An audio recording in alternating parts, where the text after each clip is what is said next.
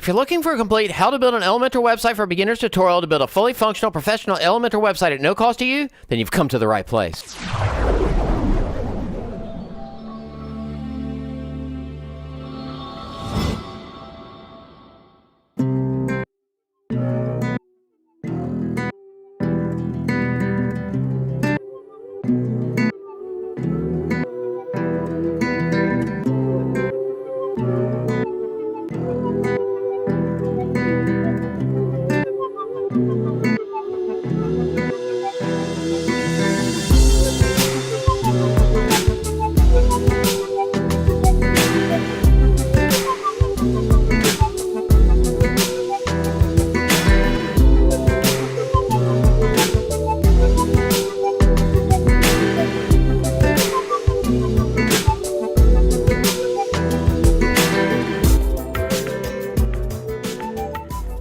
Hi, I'm Bethany and I love to write. Right now, I'm at Cabo San Souci in Ocho Rios, Jamaica, one of my favorite travel spots.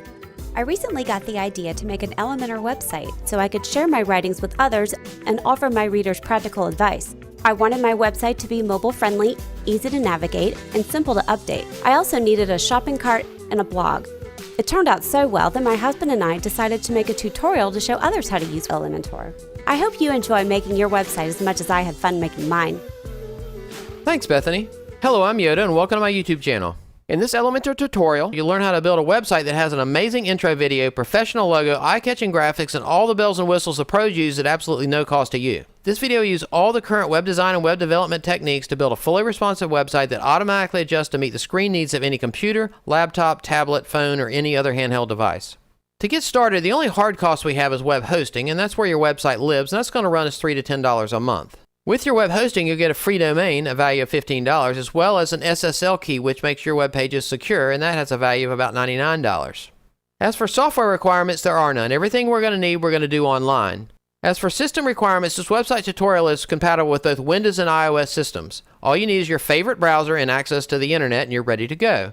I recommend Chrome and Firefox as browsers of choice, as I've had some students in the past that had complaints about compatibility issues with Safari, Opera, and Internet Explorer. Now, during this course, if you run into any troubles, just leave a comment below the video and I'll be more than happy to assist you. And don't be shy about asking for help. I've been a webmaster instructor, aka the Web Yoda, for over 20 years, and I love to hear from my students. But if you could, please pay it forward. If you could like the video, subscribe to the video, share the video, tell your friends about the video. Those are the kind of things that help get the word out there so other students like you can find this video. There was something else. Oh, at the end of this video, I'm going to discuss the 4 biggest mistakes people make that drastically hurt your search engine placement. Turns out the solutions for these 4 things are really easy and they're free. So I think we're ready to get started. So without further delay, let's go ahead and look at the website we're going to build today. Today we're going to build Bethany's new website, which is self-tastic.com. We'll learn how to do an intro like you see right here, and we'll learn how to add it to our website. Now notice how this text flies into place at just the right moment once the home page is revealed. You're going to be able to learn how to do that effect as well as all the other effects that are shown in this website. Now definitely don't get intimidated. I know this is going to look really fancy, it's going to look very professional, but you're going to be able to do all this. Trust me, it's not going to be a problem at all. Now you're not just a passive participant sitting in the audience watching a magic show as I put the show on. You're actually going to learn behind the scenes how to do all this. It's very simple, it's very easy, and you're going to be surprised how quickly you can build this entire website. If you don't have a logo, we'll learn how to make a logo. Scroll down. Notice how these items animated out. We'll learn how to do that. We'll learn how to make these category sections. In many cases, those are services, for example. Scroll down. We'll learn how to do that animation, but we'll also learn how to remove the background from that animation so that it just has the girl coming in. We'll learn how to do these call to action areas, and notice how they also animated in from the right and the left. And then we'll learn how to make the buttons grow when we hover over them. Scroll down. We'll learn how to make an image carousel. In this case, it's just images of words of wisdom, but they could be any images you want. And then we'll learn how to do another animation similar to the one we did above. And then if you need an email newsletter, we'll be able to integrate that into your website. And then we'll learn how to make this footer at the bottom that looks exactly the same on all pages. Under About, we'll learn how to make this fancy header. And then we'll learn how to integrate text so that it can wrap around a picture like it does here. And then we'll learn how to import the words of wisdom section so we don't have to create that again. We will not be adding a shopping cart as part of this course, but once we have completed our website, I will provide a link to the video shown here in case you want to add the shopping cart later. We'll learn how to make this super fancy gallery. Notice as we scroll down how neat those are when they slide in together. And this is also a light box, so any of these we pick on, it'll bring it up and we can scroll to the left or the right. And you close that out. And then we'll learn how to make a fully functional blog with a unique header, and then the individual blog items like this. And when you click on one of those, we'll learn how to format the blog post to have all these extra features, nicely formatted like that. And then we'll learn how to make this Contact Us page, where we have a really nice clean form like this. And then near the bottom, we'll have a map, and the map can zoom in and out and change it to whatever you need it to be. Now you should be able to learn everything you need to know in about 2 hours time. I know on the surface it could look intimidating, super complicated, but trust me, you can do all this. I've got step-by-step all the way through showing you exactly what to do, and if you run into any troubles, just leave them below the video. I'd be more than happy to help you out.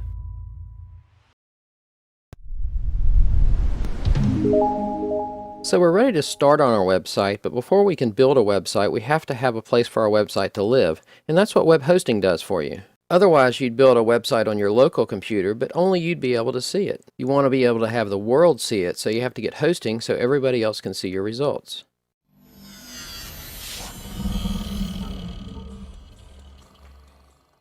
Finding great web hosting solutions in the matrix of hundreds of choices can be frustrating at best. You have to understand that nearly all web hosting review sites make sure that the web hosting company they are affiliated with always get the best review. So basically, that web hosting company is number one to them because they get paid if you decide to use that company. I have been hosting websites for over 30 years, with the first 5 years being me supplying my own hosting. I have used at least 10 of the hosting companies shown here, either personally or for my clients. Obviously, not all web hosting companies are created equal, and there are only a few that stand out from the rest. But how do you reveal the best web hosting provider with all the fake reviews out there? As puzzling as this might sound, I was able to find my answer while not allowing my own bias to interfere. For me, I like to turn problems inside out. In this case, I was looking for the web hosting review that reveals a web hosting company that sucks the least. So first, the quick answer to the question of who is the best web hosting company for me is simple. Hands down, it's HostGator. HostGator is definitely the best web hosting solution for me, my clients, and for WebYoda. But the obvious next question is, why is HostGator the best choice? Well, WebYoda did some research to try to find some authentic web hosting reviews, and they settled on some results from PC Magazine. You have to understand that PC Magazine has been around for nearly 40 years, providing essential technology information to the end user. For our purposes, every year PC Magazine does an Editor's Choice Award to determine the best web hosting companies. And shown here are the top 6 web hosting companies for this year, with HostGator being number 1. It turns out that HostGator has been rated the number 1 web hosting provider by PC Magazine for many years running. Basically, HostGator collectively has the features you need. Their server reliability is amazing, their 24/7 support is amazing, their prices are good or better than anybody out there. I've personally been using HostGator for more than 3 years now. I host over 200 domains and websites with them. WebYoda also decided to go with HostGator for all their needs. In fact, WebYoda partnered with HostGator, and as part of that partnership, WebYoda students receive up to 75% off plus a free domain name. Now, for you to take advantage of this offer, you simply need to go to your browser and type in hostgator.com/WebYoda. Now, this takes you to the partner page for HostGator and WebYoda, and it reveals our 3 choices for hosting plans. Currently, as part of this partnership, HostGator is going to offer us a free domain name provided we sign up for one of their annual plans, and it turns out this is actually the most affordable choice for us. If we scroll down, we can reveal the pricing for each of the plans. All 3 of the plans come with one-click install. So that means when we go to install the software, it's going to allow us to build our website. We can just click a link and it'll install everything for us. They also come with unmetered bandwidth, which means we don't pay for the traffic that comes to our website, no matter how small or large that might be. And finally, they also come with a free SSL certificate, which typically runs around $99 a year. And you say, okay, what is that? What do I need that for? Well, that's that little lock up here in the top left. It allows your page to be secure so that the information going to and from your website is secure. At this point, you need to decide which one of the plans is best for you. For our purposes, I'd recommend the hatchling plan if you have one domain, or the baby plan if you plan on building multiple websites. And then if later you find you need additional features, you can just upgrade to the business plan and pay the difference. So in your case, you probably need the hatchling plan, which is just a single domain, so we'll choose that. The first step is to pick a domain name that works best for your purposes. In my case, for this example, I'm going to use choose my domain name, and if we click to the right, it'll tell us if it is available, and in our case, it is available. So we're going to scroll down, The next item is domain privacy protection, and basically what they'll do is for $14.95 a year, they'll hide your name, your address, your information like your email and stuff like that from people being able to see it. Now for me, it's going to be on the website anyway, so I don't feel like I'm giving anything away, so I'm not going to choose to pay for that. Next, we already picked our package type. We chose the hatchling plan because we only have one domain, so we want to look at our billing cycle.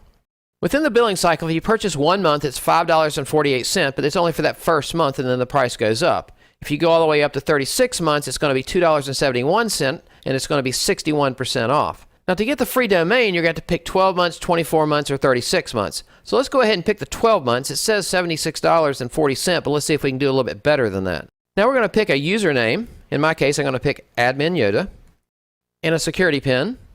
Then we want to put in our billing information. Now we'll scroll down to additional services. Now we don't need any of these services, but I'll explain them real quickly. The first is an SSL certificate. We already get that for free, so we don't need to add that. The second is for them to protect us from hackers. I know firsthand they're going to give you protection whether you ask for it or not, so there's no reason to pay for this additional thing. They're going to want to protect their servers from both the internet and from you, so they're going to definitely stay on top of this. Next, we don't need to pay for an email for our domain name. I'm going to show you how to make an email forward for your domain at no cost at all. Next, they offer a backup service where it'll do daily backups, but I know firsthand they do monthly backups for you. And also, if you click on this link at the very top up here, I'll go ahead and give you a video that'll show you how to make your own backups without having to pay them a regular fee like that. We'll turn that off. And finally, HostGator offers some SEO tools for nearly $3 a month, but there's plenty of free tools out there, so we're not going to worry about that. If we scroll down, you want to make sure the WebYoda coupon code automatically spawned in here so you get the best possible price. And we look down and we see that now we're at $33, which is really a great deal. That's going to be for the whole year. It also includes our free domain name at no cost to us. And that comes with 24/7, 365 support, instant activation of our account, money back guarantee, which is awesome, 45 days. Collectively, all these features leave me feeling very confident that I'm making the right decision today. So we're going to scroll down. We need to agree to their terms. And now we're ready to check out. But in my case, I own the domain I'm going to use, so I'm going to do one last thing at the top. So scroll to the top, and I'm going to choose I already own this domain. And I'm going to change this to say, choose yourdomainname.com. That's the one I own. So now we go back down to the bottom, and we're ready to check out now. And my purchase is complete. It is now setting up my account.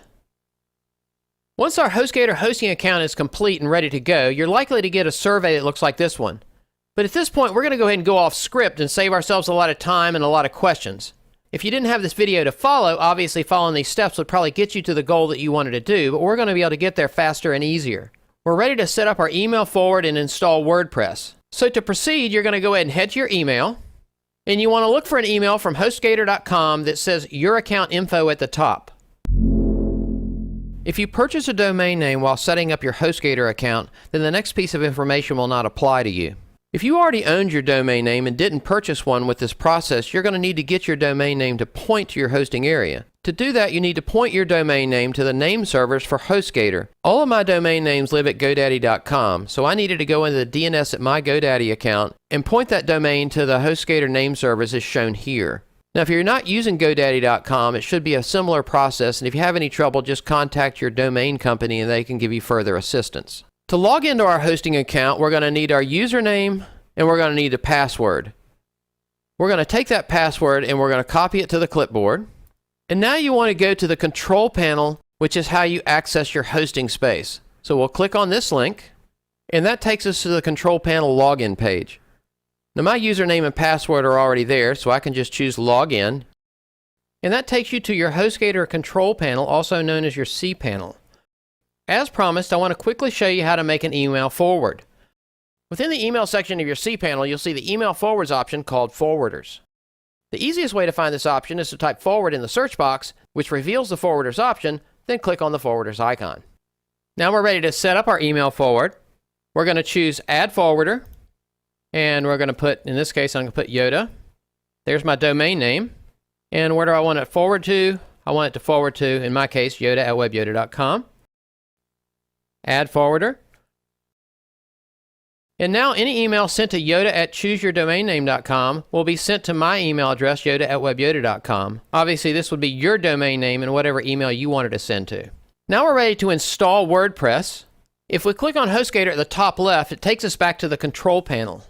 Because the options shown below are always changing, I wanted to give you the most reliable method of getting the same results you see in the video. In the search box below, type the word soft, and this will reveal the Softaculous app installer. Then click the Softaculous icon to load Softaculous. Now in the search box, type WordPress. This reveals a WordPress installer. Now simply click on the WordPress installer to load the installer. Now before we proceed with our WordPress installation, I wanted to address how to deal with WordPress installation errors. In very rare occasions when you're trying to install WordPress, you may get an error. I've already installed WordPress so that I can demonstrate that error, then I can show you how to correct the error, then we'll install WordPress correctly. So let's go ahead and click on install now like we think this is going to work. And don't worry about the settings right now, we'll worry about that next time through. And now I'm going to click on install at the bottom. It starts the install, and then it gives you an error. Now, in this case, it's just telling me it already exists, but this error could be any error where something went wrong. Our goal is to get rid of the install error so we can reinstall correctly. To get started, click on Softaculous at the top left. Right here is a summary of our installations. If we click on that, it shows a complete list of the installs we have on this account. At the bottom of the list is the newest install. This is the WordPress that we want to replace. So we can click the trash can at the right, then scroll to the bottom, choose the Remove Install button, click OK because we're sure. That installation has now been removed, and now we're ready to install WordPress.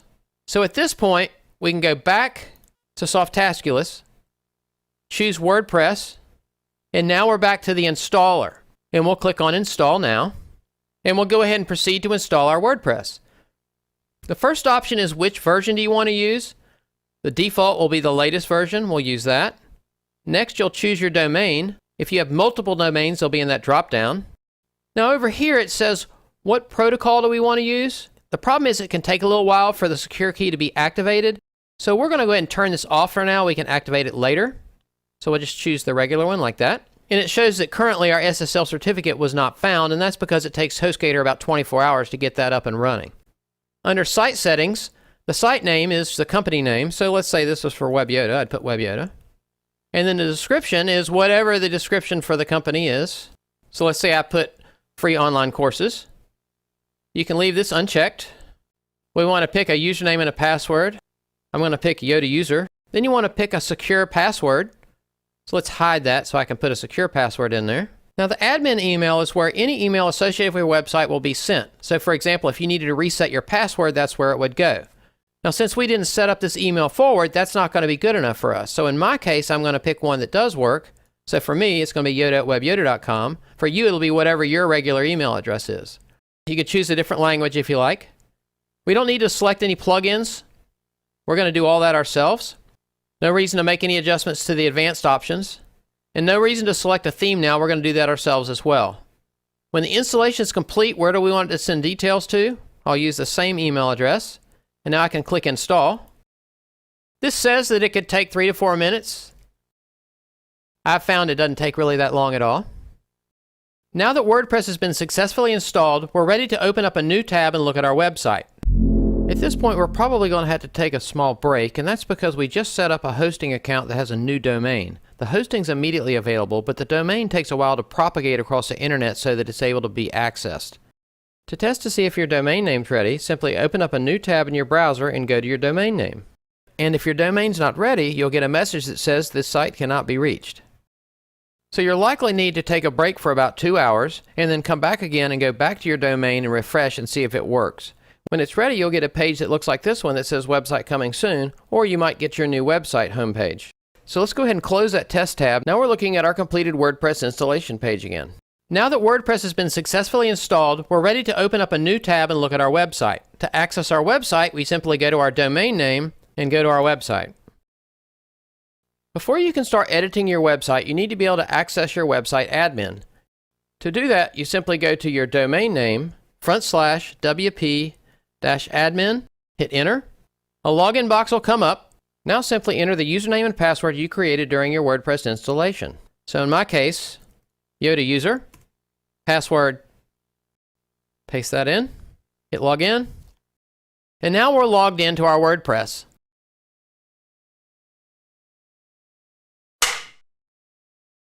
So if you've been following along with the video, you probably already know by now that self-tastic.com already exists. So for us to build the new website, we're going to have a sample area. So in this case, I'm going to build sample.self-tastic.com, and I'm going to go to wp-admin to bring up the admin for her website. In my case, my username was already there, so I can paste in my password and log in. And now I'm at the fresh install for Bethany's new website. Now, one of the first things I want to do is get some things set up for us. And so if we go over here and we highlight over where it says Self-Tastic, if I right-click on that, I can open the link in a new tab. And what that did was, it opened our new website in our second tab. And now I want to go to Bethany's live website in a third tab, so we can follow along in real time exactly what it is we plan to accomplish. In most cases, when I build a new how-to video, I make a script for that video so that it's easier for me to create the video. And at some point when I was using the script in a previous video, a student pointed out that I should make that script available to everybody since it was very useful. Well, it was a great idea, and so that's what we're going to do next. So let's go ahead and open another tab. And to get to the script, we're going to go to webyoda.com/selftastic. And the last thing we want to do is download all the content I use within this website, so when you're following along, you can build the exact same website. So I'm going to open up another tab. And this time I'm going to go to webyoda.com/content. And now I'm going to scroll down to the project we're working on, selftastic.com. And that was another way to get to the script. But we're going to click on this link here, and it's going to download Self-Tastic for us. And when it's done, on mine, I can click on that and show in a folder. And you see it's in my Downloads folder. And then I can right-click on the file. I can choose Extract All. Click on Extract. And now it makes a folder containing all the content I need. Opens it up in a new window. So I can close that one, bring that over here, and when I click on that, this is all the content we're going to use to create this website. So I can go ahead and close this tab. And this tab is the script for building the website. And this tab is Bethany's real website. And this tab is the site we're going to build. And then this tab is our admin for our WordPress so we can build the website. Now that we're ready to get started, I wanted to cover a couple of tips that will really help you out. First, some subscribers have pointed out that I tend to talk too fast. This is unavoidable as my processor runs a little faster like a child's processor, probably because I refuse to grow up. Fortunately, YouTube offers a feature to slow videos down to meet your needs. So for example, I'm going to go to this video in a new browser window. Now within the video, I'm going to choose the settings gear. I'm going to choose playback speed, 0.75. Now this is what 75% sounds like, which should probably meet your needs. Now I'll choose playback speed again. I'll choose normal, and we're back to normal speed.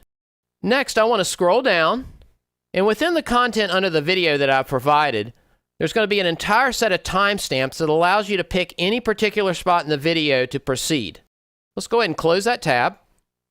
And the last tip I want to give you is the script itself. When you go to the script, it's got a lot of information here. It tells you the plugins. We're going to cover that anyway in the video. It tells us about the Astra theme. Then it has a whole bunch of royalty-free video clips you may be able to use, royalty-free images you can use, and then it has all the notes I'm going to need for the class. For example, all the colors I'm going to use are found here. Now, two things that are nice within this is if you need to find a hex color, and we'll talk about that a little later, if you click on this link, I'll right-click and open link. It comes up with the ability to pick a color. So let's say I wanted to pick a red, and now this number right here is your hex color. All you have to do is click this icon and it copies it, and now you have that color. Alternatively, the other one, we'll right-click on this, choose open link. This gives you the ability to pick this type of color, and this digit right here is to say how much transparent it is. So watch, when we go like this, see how that gets transparent right here? So that gives you some idea. Here's your color settings. And then here's how transparent it is. And then again, you can click there, it makes a copy of it, and you can use it in your website. Let's go back to the script. And now you're into the Getting Started section. These are all the notes I made for myself so I can make the video, but you can also use these to your benefit. When you scroll down, you'll probably notice to the left of Yoda you talk too fast is a bunch of W's. And you're going to say to yourself, hey Yoda, why all the extra W's? I will tell you. Bethany decided she was going to get a new kitten. The kitten decided it wanted to play on my keyboard. It hit the W and I decided to leave it in the course. Okay, random facts. We've already covered the hosting. We've already covered WordPress. And now we're going to jump into themes and plugins. Now, for the most part, I won't be showing the script. I'm just going to be using the script, but you know that it's there for you as well. Now, admittedly, I'm no Bob Ross, but I definitely do my best to keep things fun and easy. I hope that the tips I just provided you will ensure your experience building your website will be met with confidence and enjoyment. So we're going to go ahead and go back to our WordPress admin. At this point, if you already have a website, then there's really no reason to watch the steps on how to build a website. Instead, you can go ahead and proceed to the section called Enable SSL, which is the first step in the process of adding a shopping cart to your website. So the first step in building Bethany's website is to remove all the stuff that's not going to be part of her website. So let's go ahead and click on Pages first. And we don't need any of the pages they have here. We're going to make our own. So we select that checkbox there, and it selects all of them. Under Bulk Actions, we're going to choose Move to Trash. And then we'll choose Apply. And as an additional step, I like to click on Trash, choose them all again, Bulk Actions, Delete Permanently, Apply. And now we want to get rid of all the plugins that were pre-installed because we're not going to need any of those. We're going to use all of our own. So I'm going to go down to Plugins. And this brings up a list of all the plugins that were pre-installed. Again, I can select next to Plugins, that checkbox, and it chooses all of them. Bulk Actions. And before we can delete them, we have to deactivate them. So we'll choose Deactivate, Apply. Now I can choose Plugin again, so it selects them all.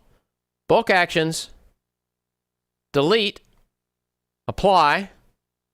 OK, because yes, we want to delete them. And this will remove all the pre-installed plugins. Now we want to add the theme that we're going to use for Bethany's website. So we're going to go to Appearance, Themes, choose Add New, and we're ready to upload a theme. So first we're going to download the theme we need. But you might say to yourself, but here are all the themes. Why don't I just pick the one I need?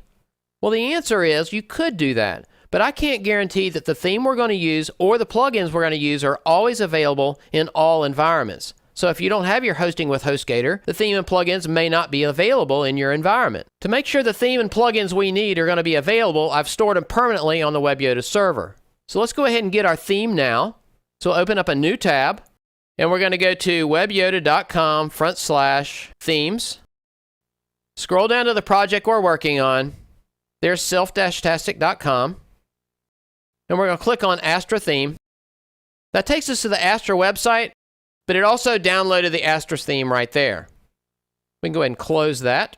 Now we want to go to webyoda.com/plugins. We want to download the plugins we need for this project. So again, we'll scroll down to this project, self-tastic.com, and we're going to need to download all of these plugins. And as we download them, I'll give you a little bit of information about what each one of them is.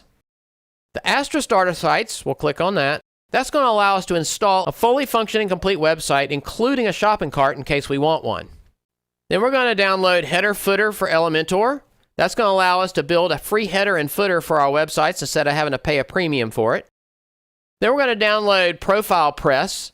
And Profile Press allows you to set the icon for your blog instead of being whatever the default one is.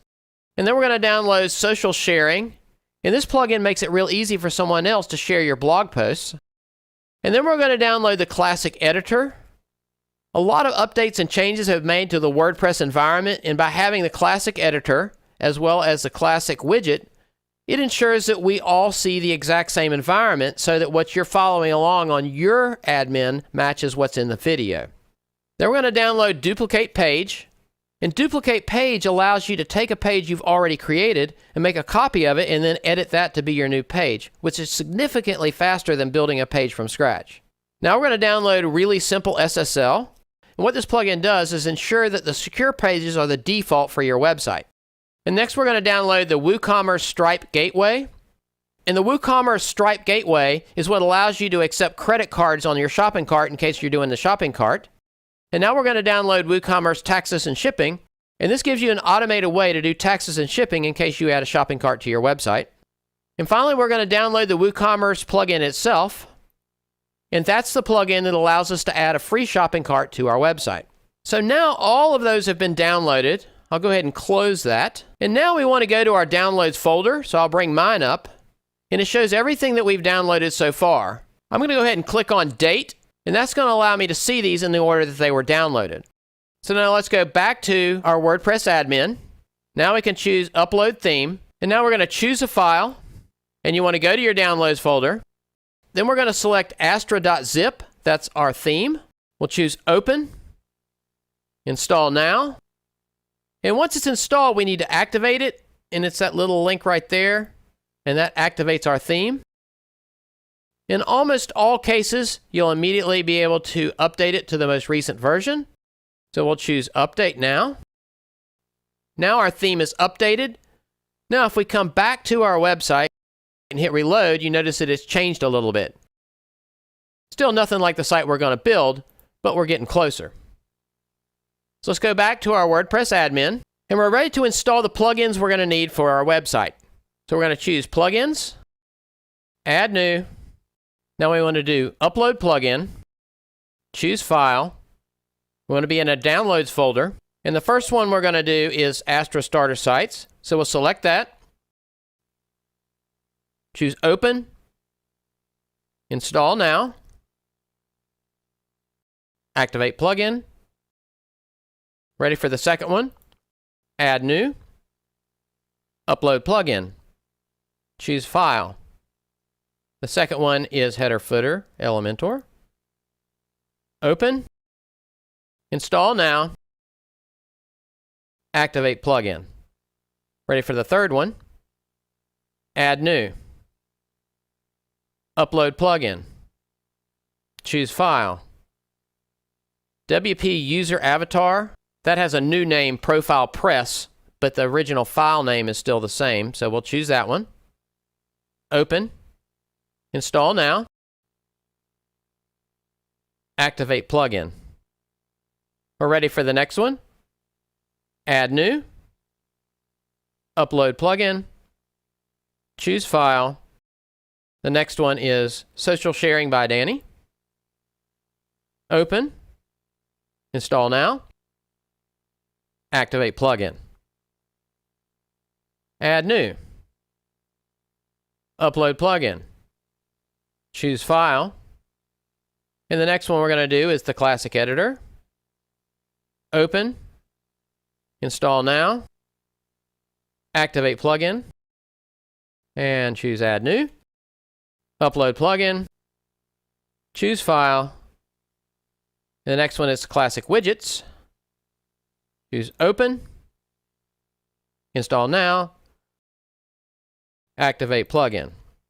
Again, Add New. Upload plugin. Choose File. Duplicate page. Open. Install now. Activate plugin. Now at this point, if you're following along in the script, you'll see that we're not going to install the other 4 at this time. We'll take care of that later. So we've installed all the plugins we need for now. Also, at some point, Profile Press may ask you to create pages. We're just going to do no thanks when it asks us that because we don't need that. So we'll go back to our WordPress admin. And another thing you're going to find is always a lot of little advertisements. You can close each of those and try to clean things up a little bit. This says to install Elementor. That's going to be taken care of a different way for us. Next thing we want to do is update our plugins. So we're going to choose to select them all. Bulk Actions, Update, Apply. Then we can scroll down and watch it do its thing. Now all of our plugins are updated. And now we're ready to install our starter site. Now watch what happens when I click right here. I want to see the library. It's going to give me this, sorry, you're not allowed to access this page. Don't know why. Sometimes it doesn't do that. Usually it does. So I'll click the back arrow. And then we'll go back to the starter sites. When we click on See Library again, it's going to work. So within the Astra starter sites, you get to choose the type of page builder you're going to be using. And we're going to use the most popular one in the world, and that's Elementor. So we're going to choose on that. And this brings up a complete collection of all the Astra starter sites that Astra theme has to offer. These come in two flavors. The ones that premium you'd pay for, and the ones that don't say premium are free. So for example, we can go here and choose free, and we only see the free ones. If we go here and choose premium, we're only seeing the premiums. Clearly, if you have a website that needs to be a pizza place or something else in here that's already built that matches exactly what you're trying to do, you may want to consider their pro version. And if for some reason the starter site you need is a pro version, you want to go to the link wpastra.com/WebYoda, and this is going to guarantee you the best possible pricing on the pro version. Now in our case, we're going to be using a free version, so we're going to go ahead and choose from the all list. We'll choose the free ones. And then we want to choose from these only the e-commerce, because we're going to be building a site that has the potential for adding a shopping cart to it. Now what we're looking for is the cosmetic store. That's the one we're going to use as a starting point. I'll click on that. And now I want to import the entire site. So I'm going to click Import Complete Site. And then from here, it's going to ask a couple questions. Choose Intermediate for I am WordPress Intermediate. And why are we building this? We're building it for ourselves. Now under Advanced, there could be extra options here. So these are the different options there could be. You want to make sure these are the settings you have depending on what options you see. We definitely don't want to delete anything previously installed because that would delete the plugins we've already installed. But in our case, we only saw these two. We want those two checked, so we can hit Next. Now it wants some personal information. Right down here, we'll go ahead and click Skip. We don't want to give them any information at this time. And now it's importing our entire website. Now our website was successfully imported. We could click View Site here, but we're not going to do that. Instead, we're going to close this little window. And if we go to our second tab and hit Reload, look at there, we've got a fully functioning website with a shopping cart already built into it. How nice is that? So that's for free from Astra Themes. And you could basically build any website they have in that collection, either the free versions or the premium versions, and start with a website that's already completed. I love it. But in our case, we're going to take this website, which is pretty cool as it is, and build Bethany's website, which is, I think, even cooler. So let's go back to our WordPress admin. I'm going to go ahead and close this little window. It takes up space and I don't like it. Now, since we're going to be building Bethany's website first before we do any of the shopping cart related things, and some people may not even choose to use the shopping cart, we're going to go ahead and disable the WooCommerce shopping cart for now, and then we can reactivate it later when we're ready. So the first step to do that is we're going to go to Plugins, scroll down, and we'll just deactivate WooCommerce. Next, we want to remove the Shop button. In this case, on our website, it's right there. To do that, we're going to go to Appearance, Menus, and now we need to choose the menu we're going to look at. So we're going to pull down that menu there and choose Primary Menu, hit Select, and now we're looking at the primary menu. Inside of the one that says Shop, I can remove that for now. And now at the bottom, may have to scroll down to get to it. Save menu. And now when we go back and reload our site, there's no longer a shopping cart in there for now. So we'll go back to our WordPress admin. And at this point, I wanted to discuss the things that can go wrong. Murphy's Law states that when things can go wrong, they will go wrong, and you will experience this yourself. It's been my experience plenty of times while building websites that random unexplained things can go wrong. For example, once I wanted to update my theme and the theme button would not work. Another time I clicked on my widgets page and instead of seeing these widgets, the page came up empty like this. Another time on my shopping cart, where there should be stars under the review, there were just a bunch of S's instead. Another time inside of my customized options, only a portion of the options were showing up instead of all the options I expected to see. So I know right now you're saying to yourself, hey Yoda, what am I going to do about these things? What happens when they go wrong? I will tell you. In most cases, the problems can be resolved with a simple keystroke. If you're inside the page that you want to fix, for example, let's say it was this page, I can hold down the Control key and the Shift key, and then I can hit the reload button at the top left, and in most cases that'll solve the problem and you'll see the corrected version. Alternatively, you might also try clearing the cache inside of your browser. You may try restarting your browser, or you might also try viewing your website in incognito mode to see what the rest of the world sees. And at this point, if you're still having problems, just leave a message under the video and we can work on your problem together. Now, as a last resort, you can always restore your website from a backup when things really go wrong. Now, unfortunately, if you don't have a reliable backup solution in place when something goes wrong with your website, you stand to lose everything. I personally use Backup Buddy, which has saved me many times over the years. Either way, you want to consider a backup solution that meets your needs. If you're looking to make scheduled automated backups of your WordPress website where you're in full control, as well as make manual backups at any time that you can store locally on your own computer, then you'll want to check out my WordPress Backup and Restore video at some point. Now, in my case, I also installed the Backup Buddy plugin in Bethany's new website, and periodically as we go along, I'll save where I'm at in case something goes wrong. I can always restore to where I'm at. So at this point, I'm going to scroll down. I'm going to choose Backup Buddy. I'm going to choose Complete Backup. Watch it do its thing, which really doesn't take that long. And when the backup's complete, I scroll up and I choose Download the Backup file.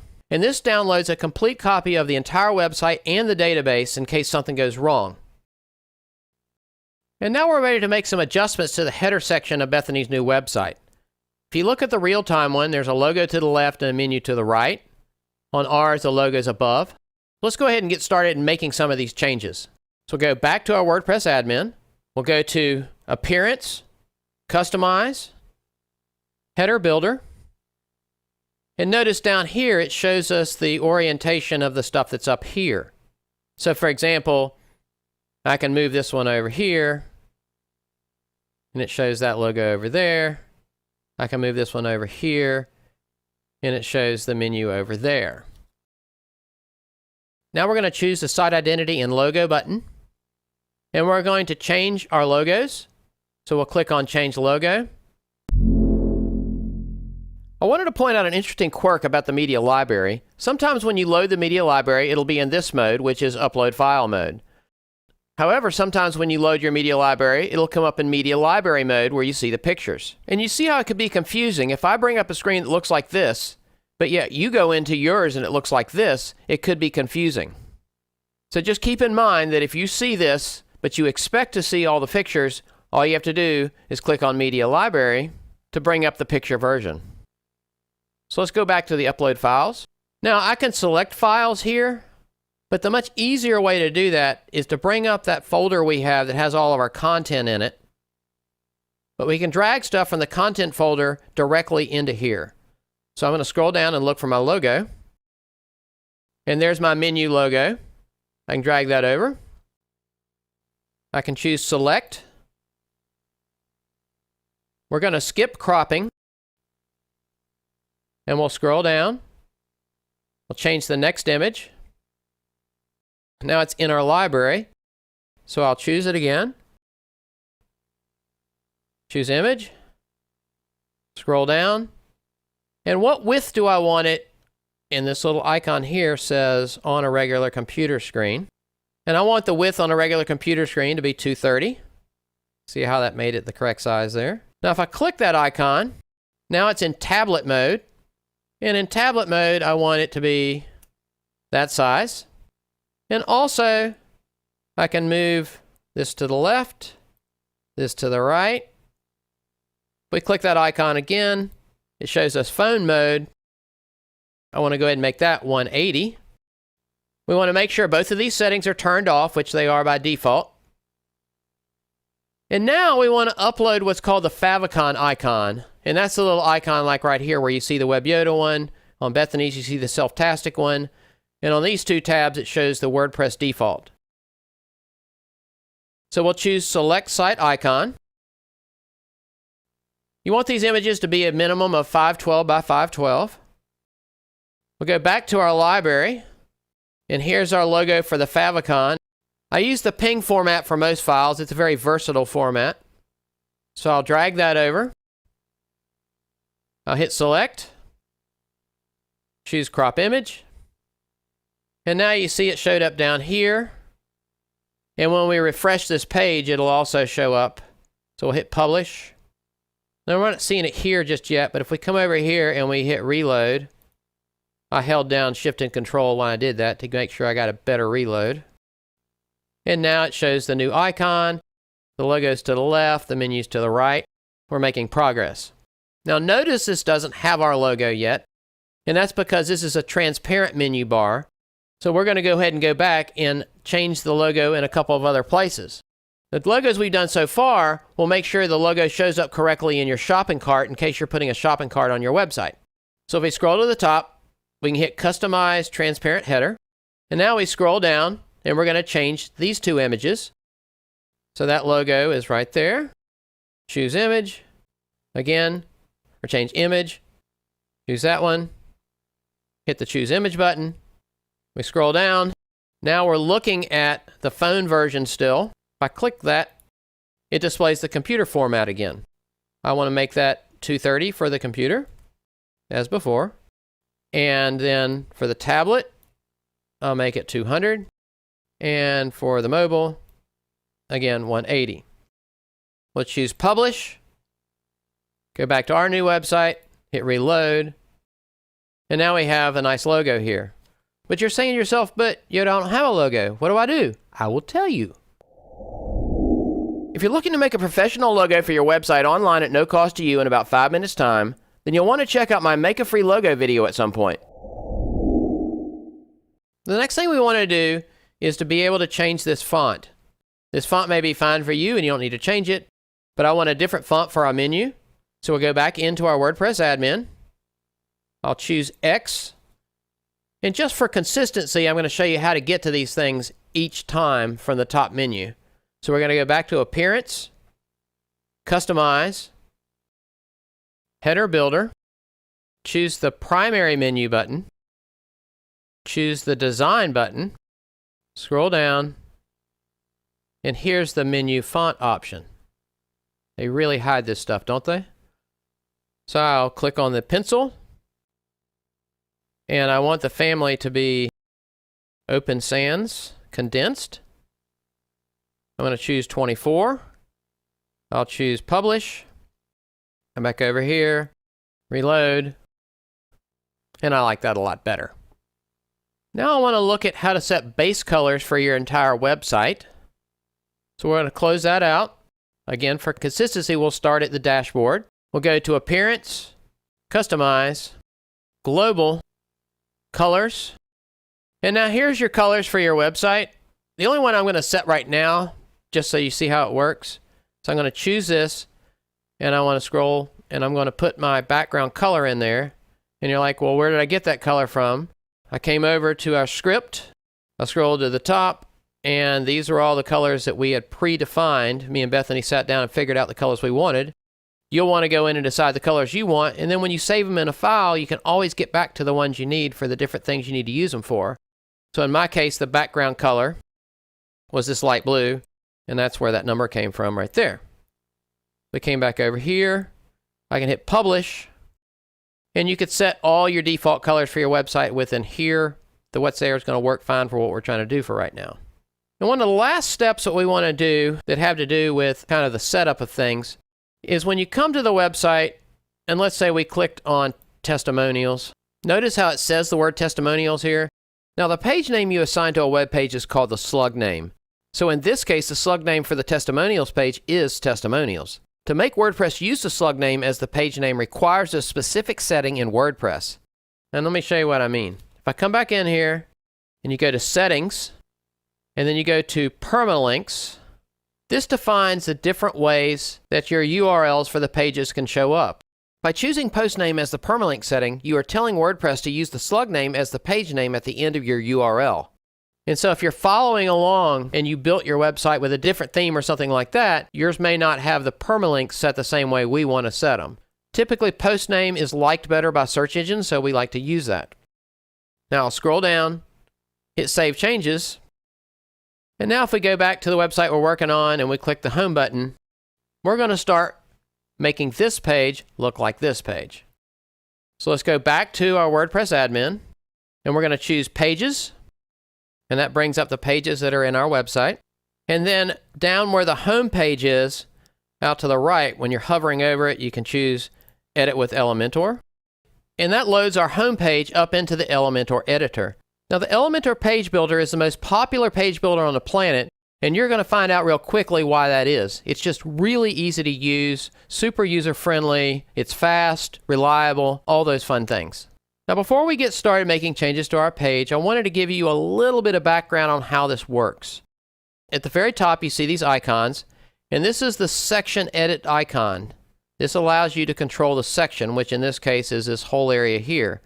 Whereas this section is that section there, and that's a different type of a section. We'll talk about that. Notice how it's got a little border on here. If you click on that, that's called an intersection. See right there? If you keep going down and we click on here, that's a section in itself. So each one of these, it's basically a row, is what a section is. Now, inside of a row can be columns, and this little icon here defines the column. So as we scroll down, this particular one here has more than one column in it. Notice there and there. And this one here has a column here, and a column here. So you see, that's the section. So we click on that, it shows a section. In this case, it's called an intersection. I'll tell you how that's different. We'll use that later. But it's still a section. And inside a section, there's columns. So a section is a row, and then the columns inside of it, there's a column marker. So you edit the column by clicking on those.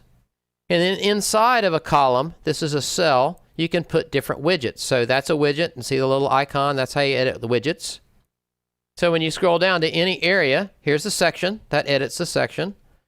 And then here's the column. If I click on that, now I'm editing the column. And then inside of that, look, there's 1, 2, 3 different widgets. If I click on that, it's editing that widget. If I click on that, it's editing that widget. If I click on that, it edits that widget. Furthermore, within each section, within each column, and within each widget are 3 different ways that you can edit. So for example, where it says Our Happy Clients, if I select that, on the left I can change the content. So here's the content. I can change the style of that content, and then I have advanced settings for that content. And that's true for anything. So when we come to the top and we click on this content up here, that is the section at the top. Here is the layout, in this case, the style for that section, and the advanced settings for that section. And if I go to the column, here is the layout for that column, here's the style for that column, and here's the advanced for that column. And then inside of this, if I click on a widget, there's the content for the widget, the style for the widget, and the advanced for the widget. So that's enough to get us started. And the first thing I want to do is change the background from being this cute girl to being the one that's going to be in our website. So we'll choose the section at the top, and then we're going to choose between layout, style, and advanced. We're going to choose style. And here's the image that we're going to change. So if we click on that, I need to put the new image I'm going to use here. So we'll bring up our content folder. And now I'm looking for the cover image, and it's that one right there, cover home. I'll drag that over, and then I'll choose Insert Media, and now it has that image. We can hit Update at the bottom, go back to our website, hit Reload, and it's that easy. Pretty neat, huh? So let's go back to Elementor. And one of the things you might ask yourself is, well, where did I get this image? I will tell you. If you're looking to access the best royalty-free photos and images online at no cost to you, then you'll want to check out my best free stock photos and images video at some point. Or you can simply click on the link at the top right and visit it now. Now, as that promo mentioned, you can basically get almost everything you need for free online. And that's how almost all the art within this website was collected, was to get free images online. So if you're wondering, well, why didn't we just use a free Bethany picture? Well, she decided she didn't want to be the clickbait on everything. So as a compromise, I picked a different picture as the main picture for the website. So now let's make some changes to our website. This text right here, we're going to use some of this stuff. I'll click on that widget like that. And on the left-hand side, it's already defaulted to content. And in this box, I want to put welcome to. And then we're going to set some style for that. Typography is basically the font and stuff like that. So we'll click on that. We're going to set the font to Open Sans Condensed. We're going to choose a size of 23. And the weight, which is how bold it is, we'll set to 100. That's what 900 looks like. That's what 600 looks like. And we're just going to use 100. And now let's change this heading right here. So we'll choose that widget. And then on the left, we'll choose content. And we'll type in that. Now, I really didn't want this all the way across. I kind of wanted it to be two separate words. So you're going to learn a really neat little piece of code. If you do a less than, the letter B, the letter R, and a greater than, that's literally the only HTML tag you ever need to know. And that tells it to make a line break. And what it did is it put self on one line and tastic on the other. Now we'll go into style, typography, and for the font, I want to use Londrina Shadow. So we'll choose that, and we'll set the size of that to 122. Look how cool that is. Now, I don't like the line spacing in between that being so big. So if you scroll down, here's the line height. Let's set that to 100. That way they're nice and close. And I want to set the margin to 0. And let's look at what margin is. If we scroll to the top inside of our advanced, we've got margin and we've got padding. Well, I want to set this margin from being 20. I'm going to set it to 0. And notice that it took this space out here. As we go along, we'll see some differences. I'll show you how margin and padding are different. Right now, it would be difficult to tell. But both of those things give you a certain amount of space around whatever the item is. But for now, let's just set that to 0, and we'll discuss margin and padding in depth later. Now for the next line, now we want to change the text in this widget. I'll choose that one. Be the best you. We'll go to Style, Typography. For this one, I want it to be Open Sans Condensed. We'll make this 30. We'll change the weight to 100. And we'll choose a line height of 19. And that just kind of told us how much space we want between this text and this button right here. Now I want to change this View More button to a Learn More button. I'll choose that widget. Under Content, where it says View More, I'll put Learn More. And over here for the link, I'll put About. And now we can hit Update. Go back to the page we're working on. Hit Reload. And wow, look at that. We're making progress. So let's go back to our Elementor. And now I want to add the intro video. But to add the intro video, I first have to add it to the media library. And to add a video, I have to do it outside of Elementor. So I'm going to choose this icon here. And then I'm going to choose Exit to Dashboard. Now I'm going to choose Media. And that takes us to our media library. And this is the same one we're using inside of Elementor. It's just that some things you can load here that you can't load directly into Elementor. And now I'm going to go to our content folder. And I'm looking for our intro video. And there it is. I'm going to take this, drag it to the left. Now that that's loaded, I'm going to select it so that I can get this link over here. And I will copy the URL to the clipboard. And now I can close that. We'll go back to Pages. We can go back to Home, Edit with Elementor. And now we're going to select the section at the top again. We're going to choose Style. But instead of choosing it to be a background, which is just the classic one, we're going to choose this little video choice. And here we can put in a link. So we'll paste our link in there. And look at there. Our animation automatically worked right out of the box. Now it's playing over and over again. Here's an option, play once. We'll turn that on. So that way it'll only play once, and then when it's done, what we see is that there's no background. And we're like, but it was there. What happened? Well, the reason is now we need to scroll down, and there's a section called Background Fallback. We want to click on that, and we'll choose the image we already uploaded, like so. Hit Insert Media, and now it's there. We can hit Update, and that allows it to have the image that's going to be there after it loads. We'll go back to our page and hit Reload, and watch the animation. But also notice this text is already on the page right there. But on Bethany's site, when you reload, it loads the intro, and then right after the intro finishes, that little menu slides in. Boom. Pretty neat, huh? That's what we want to do. So we'll go back to Elementor. And this is the column we want to set to delay until after the intro video has completed. And so what we're going to do is we're going to choose that column. And now we'll go to Advanced. And under Advanced, one of the options is Motion Effects. And for the motion effect, we want to choose Fade In from the left. And then we're going to set the animation to 8,000. 8,000 milliseconds is 8 seconds, which is a little bit longer than our animation is. So we can go ahead and click Update, go back to our version of the website, hit Reload. Now the intro shows, and at the end of the intro, slides in the text. Really neat, huh? But you're saying to yourself, Yoda, that's a pretty neat intro, but I have no idea how to make one. I will tell you. If you're looking to make a free video intro for your website online at no cost to you, then you'll want to check out my Make a Free Video Intro video at some point.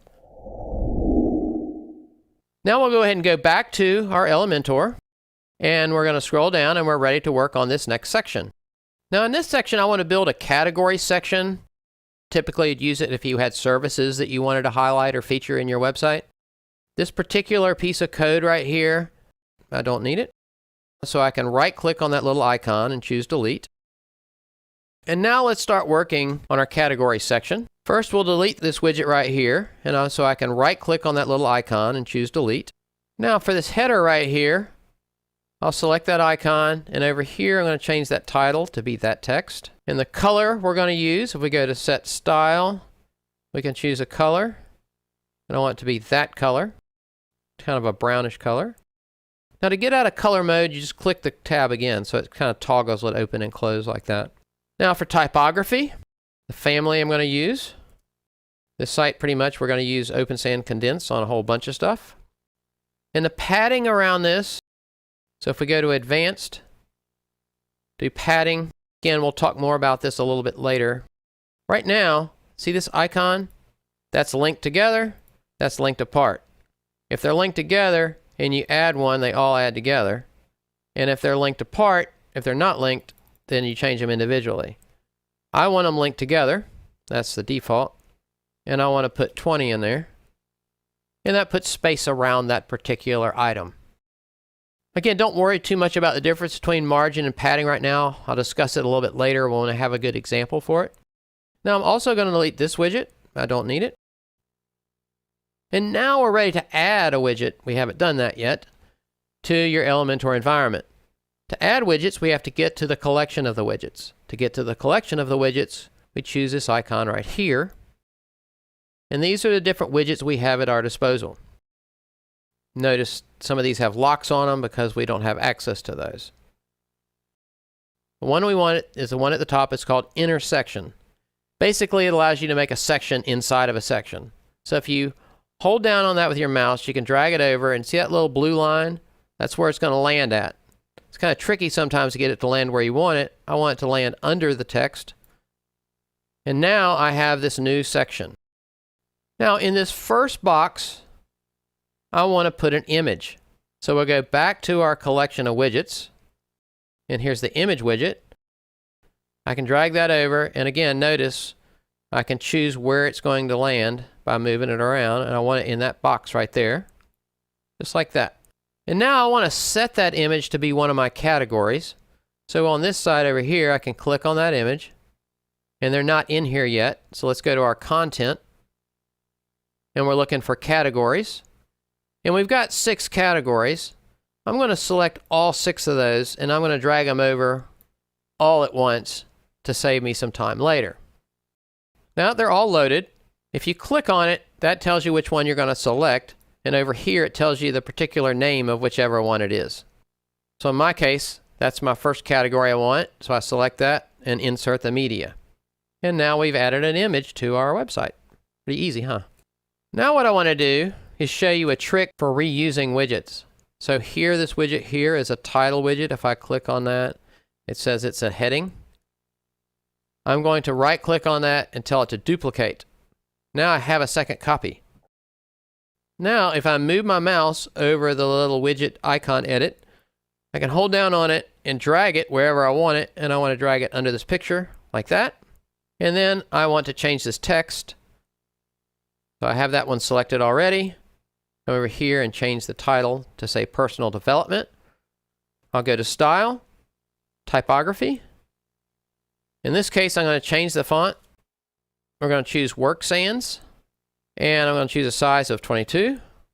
And now I want to make a copy of this because I want to be able to reuse the layout that I already have. So just follow me on this. If I wanted to duplicate this picture, I could right-click here and duplicate. But what I want to do is duplicate the whole column.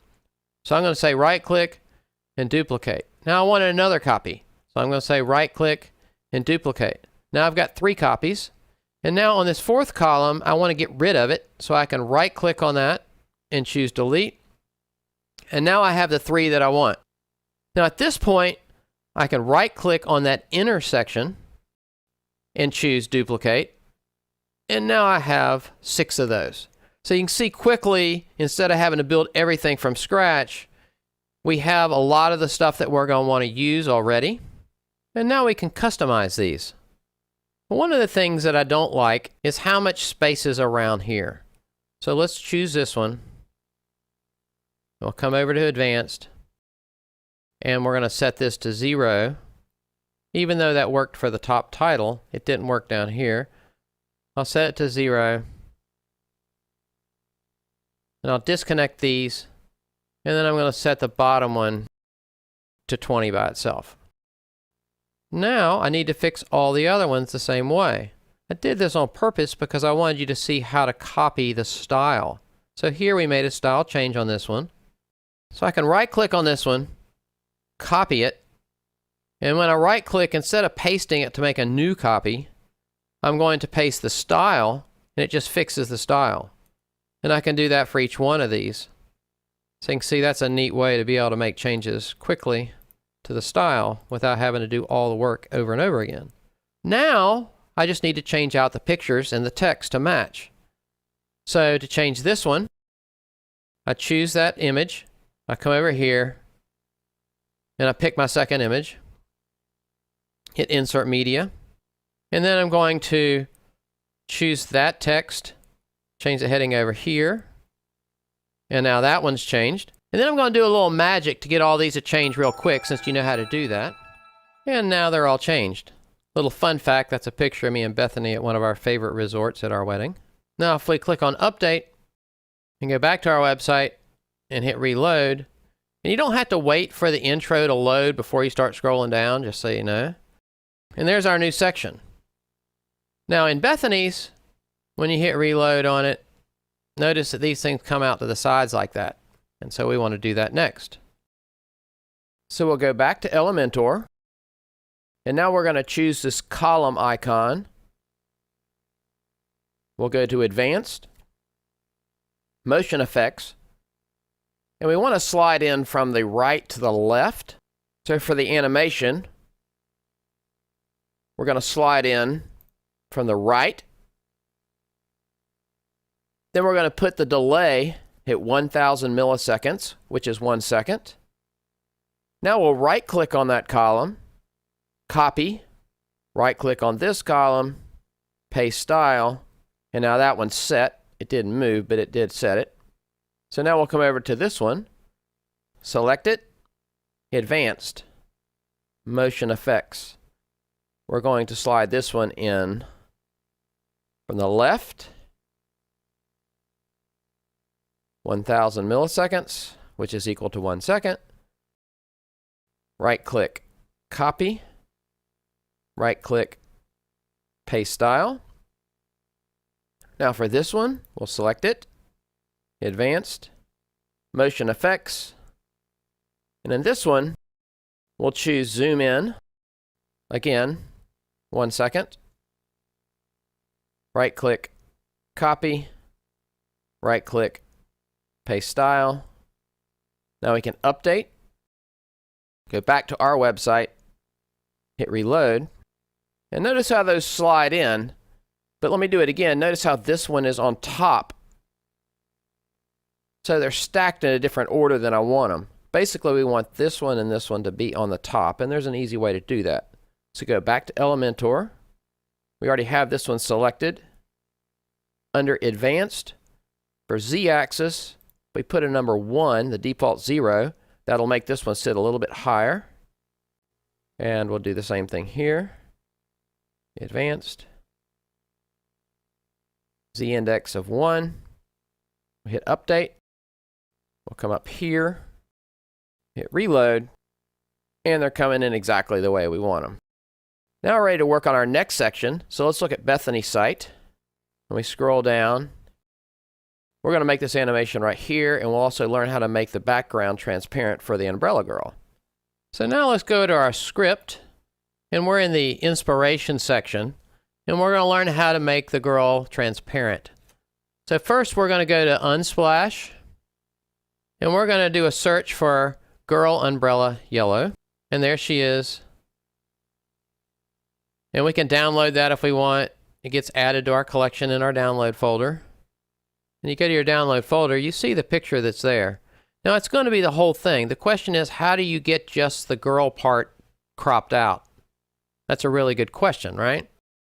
I will tell you. If you're looking to edit photos and images online at no cost to you, then you'll want to check out my How to Edit Photos Online video at some point. So now let's go to our script. Now we want to go to the photo scissors. This is a website that allows you to crop a picture.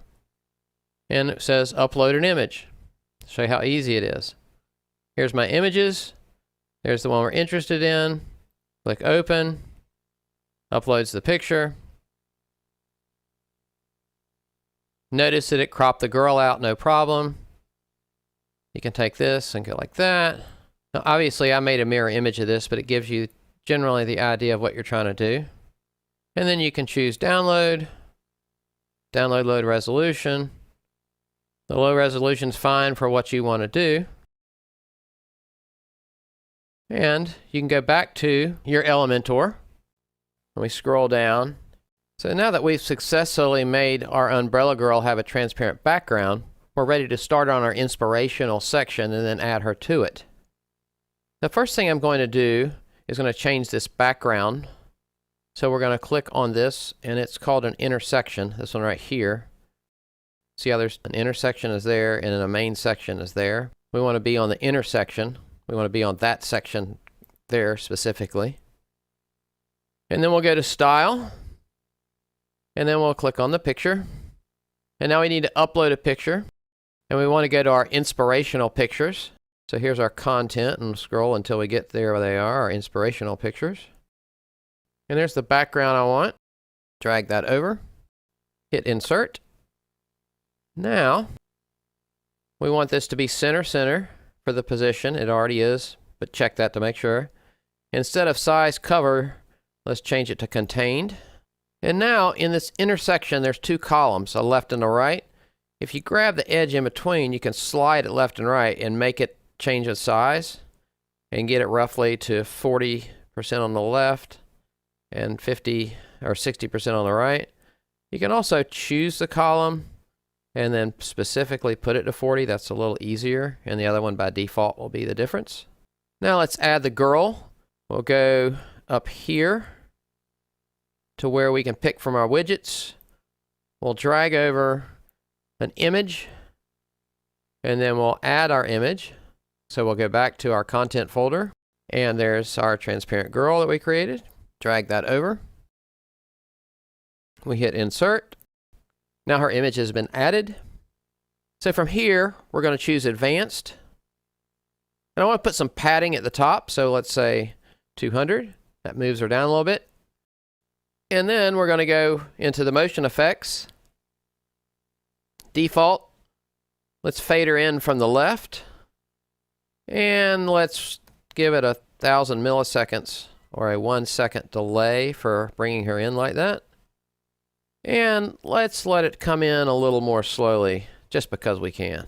Ta-da. There we go. Now we can just hit Update, just out of curiosity. It's nice to see our work sometimes. Come over here. We'll hit Reload. And there she is. We're making progress. Back to Elementor. We're going to choose our Section tab right here to edit the section itself. And then we're going to go to Style.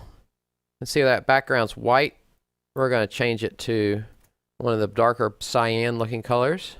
And now we're going to go to Advanced and change this from 0 to 35 and change that 100 to 0. And Bethany's, you see this little wave brush thing going on right here? We want to add that. So let's go ahead. It turns out being at the bottom of the section above. So we got to scroll up, choose that section, then go to Style, and then we're looking for Shape Divider. We're going to add the shape divider at the bottom, and the type of shape divider we're going to use is Waves Brush. So we scroll down and you see that's what it looks like. And there's lots of different ones you can choose from. It's worth checking them all out to try different stuff. In this case, we're going to use the Waves Brush. And then we're going to set the color to that same blue that's in the section down here. See how it matches now? And then we're going to set the height to 60. There's a lot of extra space right here. So I want to come back up here. We still have that selected. We'll go to Advanced. And we're going to change that from 200 to 100. So that brings it in some. And this itself will adjust itself out a little bit to bring that down in a second to make it look more correct. Now over here, this particular header, this widget, we're going to drag it below the other one like that. And then this one we're not going to need. So let's delete that one. And then this button, obviously we can make a button, but I want to show you how you can recycle stuff. So I'm going to take this button and I'm going to bring it down here and I'm going to put it right there because we can just use it there and make it work for us. And it saves us the trouble of making one. I'll come back up. Now let's work on this first header here, the bigger one. And let's make that say, Be Inspired. And we'll go to Style. We'll set the color to be white. And we'll close the color out. We'll go in Typography. We're going to choose a font of Montserrat. We'll make it 80. And make the thickness be 700. Now the margin for our header, we go up here. We'll click on Margin. And we disconnected those right there. It's going to be 29. And basically that just allows that to sit a little bit lower. And so for this text, if we choose that widget, we'll change the text to Live Your Best Life. Good advice. Click on Style. Color is white. Close that. Go into Typography. Font. Laura. We'll make this one 40. And we'll make the weight 500. And now below this, we want to do an image carousel. And so we need to go up here and choose this icon that displays all of our widgets.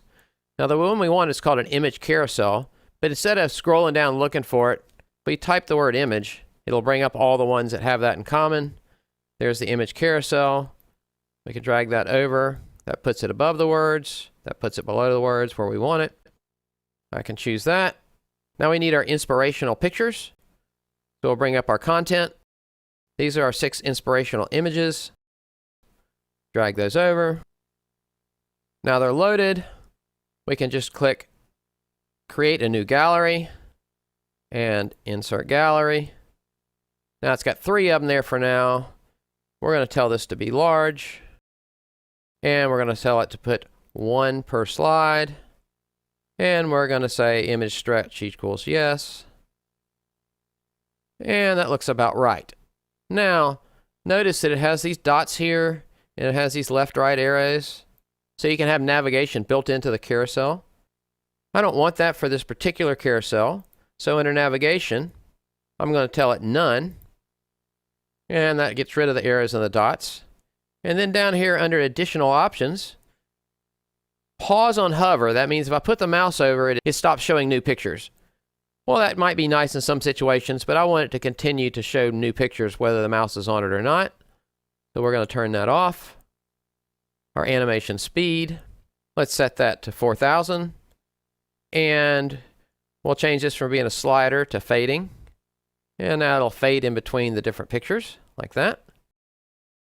And now, you see when we added this stuff in there, this wave sits exactly where we needed it to sit, which is really nice. So let's go ahead and hit Update. We'll go back to our page, hit Reload, and look at that. Our inspired section is really working well. So now we want to work on our call to action section. These little sections that have like an icon, some text, and a button, they're called call to action. Let's go back over here. The first thing I want to do, this is an inner widget, so we got to drag it. I want to bring it down to this next section, into the light blue section. And then this logo bar right here, this logo carousel, I can right click and delete that. I no longer need that. And now we want to build out our call to action section. And the first thing we'll do is put our little brush divider here, but we'll put it at the top of this section so you can see how you can do it either way. So I have that section selected. I go to Style, Shape Divider. It's going to be on the top this time. Click there. Waves Brush. Pick the same color as this color right here. Like that. Close that out. Set the height of it to 60. And we've got that part done. And so let's start to format this. I'm going to click on that column, and we're going to choose Advanced. And where this says 025, 025, I'm going to just change it to 020, 020, just a little less space on that. Don't waste so much space.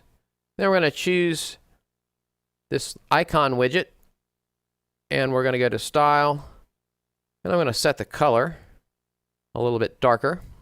And then for the header, we'll also go in, set the color to the same color, close that out, and then typography, we will pick Montserrat. We'll make it 32 tall and a weight of 300. And then for the text section, we'll choose that widget. And I want to go into Style, and I'm going to use a special kind of alignment. Normally, if you got left, center, or right, I'm going to use Justified, and I'll square things off. It looks a little weird with this sample text. When we put real text in there, it'll look a little bit better. And then we'll go into typography, and a different font. Railway, we'll make this 21, and a weight of 200. And then the color for this will be the same color we used for the icon in the header. So everything kind of matches. And I'm going to choose, right click on that icon and choose Copy, right, Paste Style, right, Paste Style. And on this header, right, Copy, right click, Paste Style, right click, Paste Style. And for the text box, right click, Copy, right click, Paste Style, right click, Paste Style. Now for our button, I'm going to choose the button, then go into Style, and we're going to change the button color to that. Not much different. And then, when you move over the mouse, we want it to grow a little bit. So what we're going to do is we're going to choose the hover option. And then on hover, the animation, we just want it to grow. Look at that. Pow. Now, right click, copy. Right click, paste. Right click, paste. Bring it over. Bring it over. Many ways you could have done that. Just showing you a different way. Now, we see that there's content in these, but it needs to be changed, obviously. So let's go ahead and change the icons first. So I'll click on that icon, go to Content, choose here, and I can search. I want to do a heart icon. So we'll choose that one. And now for this one, we'll choose that icon. You don't always have to click the little box. I try to get in the habit because I know that works better. Come back over here. Come up over here. We'll look at comments. We'll pick that one. Insert. And then we'll choose the last one. Come back over here, question. We'll choose the first one, insert. And now, since you know how to change the text on these, I'll just use a little magic to make those happen. Okay, that updated the text, but I wanted to do the buttons together because we hadn't had as much practice with that. So we'll choose the first button, come over here on the left, and this one will be Learn More, and we'll point that to our About page. The second one, we'll say Contact Me, and we'll send them to our Contact page. And the last one, we'll say Tips Here, and we'll send it to our PayPal page. Let's hit Update, go back over, let's reload the page, scroll down, and it's looking a lot better. But let's add some animation to this. So we'll come back in here, choose column 1, go to Advanced, Motion Effects, Fade from the left, take this one, Advanced, Motion Effects, Fade from the right, choose this one, Advanced, Motion, and we'll zoom that one in, just like that. We'll hit Update, and we'll reload. Looks pretty good. All right, so on Bethany's site, the next one we're going to do is this Words of Wisdom section. And ours does not look anything like that right now. I'll come back over here. And to do the Words of Wisdom section, we're going to do a carousel. And we're going to go ahead and insert a new section above this, just so you can see how to insert sections in between. So I'll click right there. Now we have a new section. And I'll click on the plus sign. I just need this to be one column. And I will choose that section. I'll go to Style. And we're going to set the section color to white. Now I'm going to scroll to the top. And I'm going to right-click on that header and copy it. Just another way of showing you how to recycle stuff. Come back down here, right-click, and paste it. And now for the text, we'll change it to say Words of Wisdom. And now we're going to go to our collection of widgets. And we'll type the word image again to find the carousel. We'll be using the carousel differently this time. We'll click on here to add pictures to our carousel. We'll bring up our content, and we're looking for Words of Wisdom. And there they are. So we'll select all those, drag them over all at once. We'll click on Create a New Gallery. We'll click Insert Gallery. For the image size, we'll choose Full, so we can see the whole word. Slides to show, let's say 5. We want to scroll one at a time. I don't want any navigation. Now we'll look in the Advanced section. Again, I don't want to stop the animation if I hover over it. I only want about 500 milliseconds in between. That's half a second. And I want to slow that down, so it's going to do it slower. That's nice, just like that. We'll hit Update. Go back to our page, hit Reload, and we're making progress. So we're going to go back over to Elementor. And I don't really like the spacing here. Let's come back into Advanced for that widget. I'll put zeros in there. Disconnect them. I want 70 from the top because we're going to put a brush wave thing here. But I want these closer. Now what's interesting is that if I do a margin, I can do a negative margin on that. And look how it brings it up. So we'll take that negative margin to 25. For all practical purposes, that's the main difference between padding and margin in most cases. We'll see some other examples as well. But with margin, you can bring things closer together by using a negative number instead of a positive number. So we want to put our brush divider right here. We got to choose the section first. And then we'll click on the shape divider. And it's going to go at the top. And it's going to be our waves. And our color is going to be that same color. We'll close the color. We didn't pick the right waves, did we? Waves brush. We'll change it to 60. And that's looking pretty good. We can hit update. Now, since I know we're going to want to reuse the Words of Wisdom section, I want to go ahead and save it as a template now so we can use it later. So I'll go ahead and go up here. We can right-click, choose Save as Template. We'll give it a name. Choose Save. Now that we've saved our Words of Wisdom section as a template, we'll be able to reuse that at any other page in our website. So let's go ahead and close this window. Come back over here. Reload. And that's looking pretty good.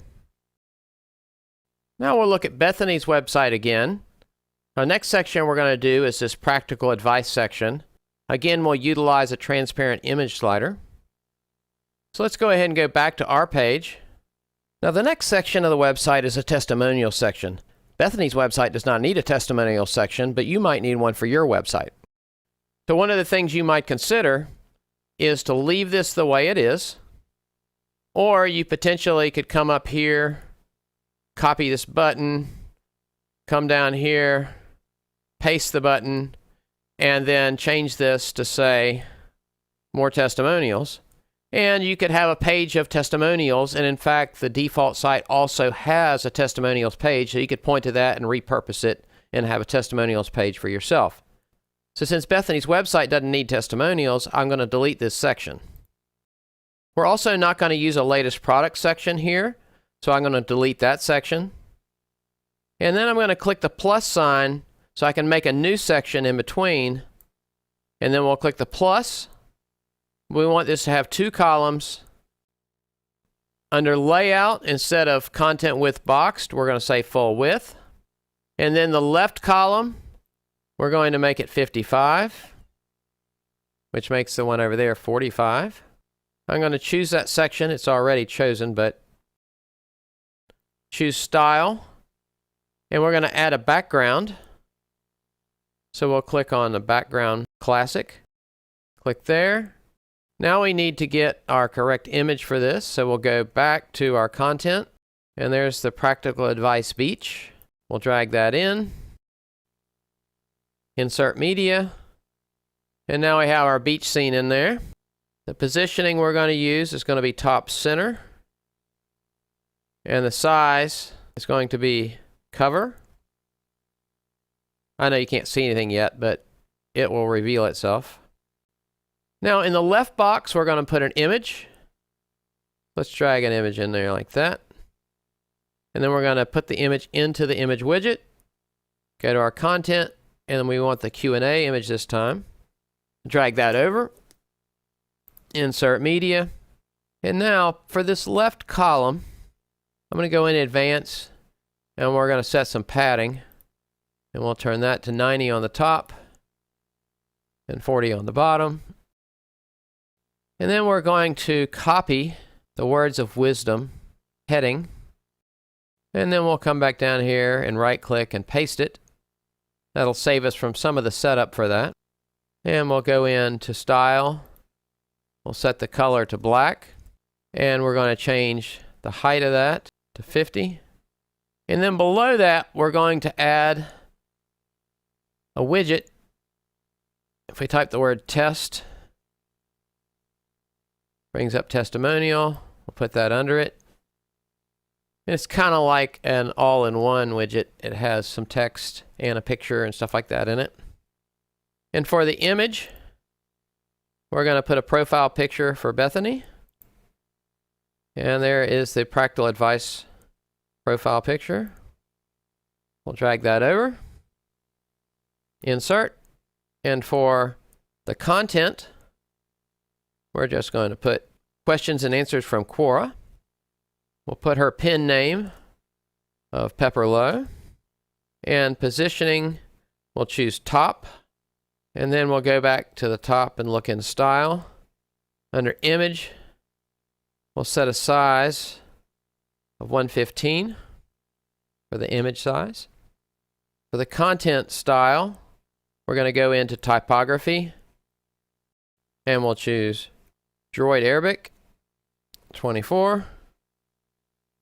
And we'll set the color to that. And for the name, we'll go into typography. And we'll pick Open Sans Condensed. And we'll make it 30. And we'll set the color to that. Make it a little easier to see on the sand. And we'll go back where it has title, designer. We're not going to put that at all. We'll just take that out. Now on the right hand side, we're going to choose that column and we're going to tell the vertical alignment to be at the bottom. That way when the picture slides in, it'll be sliding in at the bottom. And then we're going into advanced. And even though these look like they have no value at all, I'm going to open those up and make sure they all say 0. And now we're going to add our image to the right column. So we come up here, choose our image widget, choose our image, go to our content folder. There's the transparent Bethany. She's very transparent, very genuine, great person. Got that. Size, full, align left. And if we go into style, we can set the width to 400. That does not look right. The default was percentage. We wanted pixels, 400.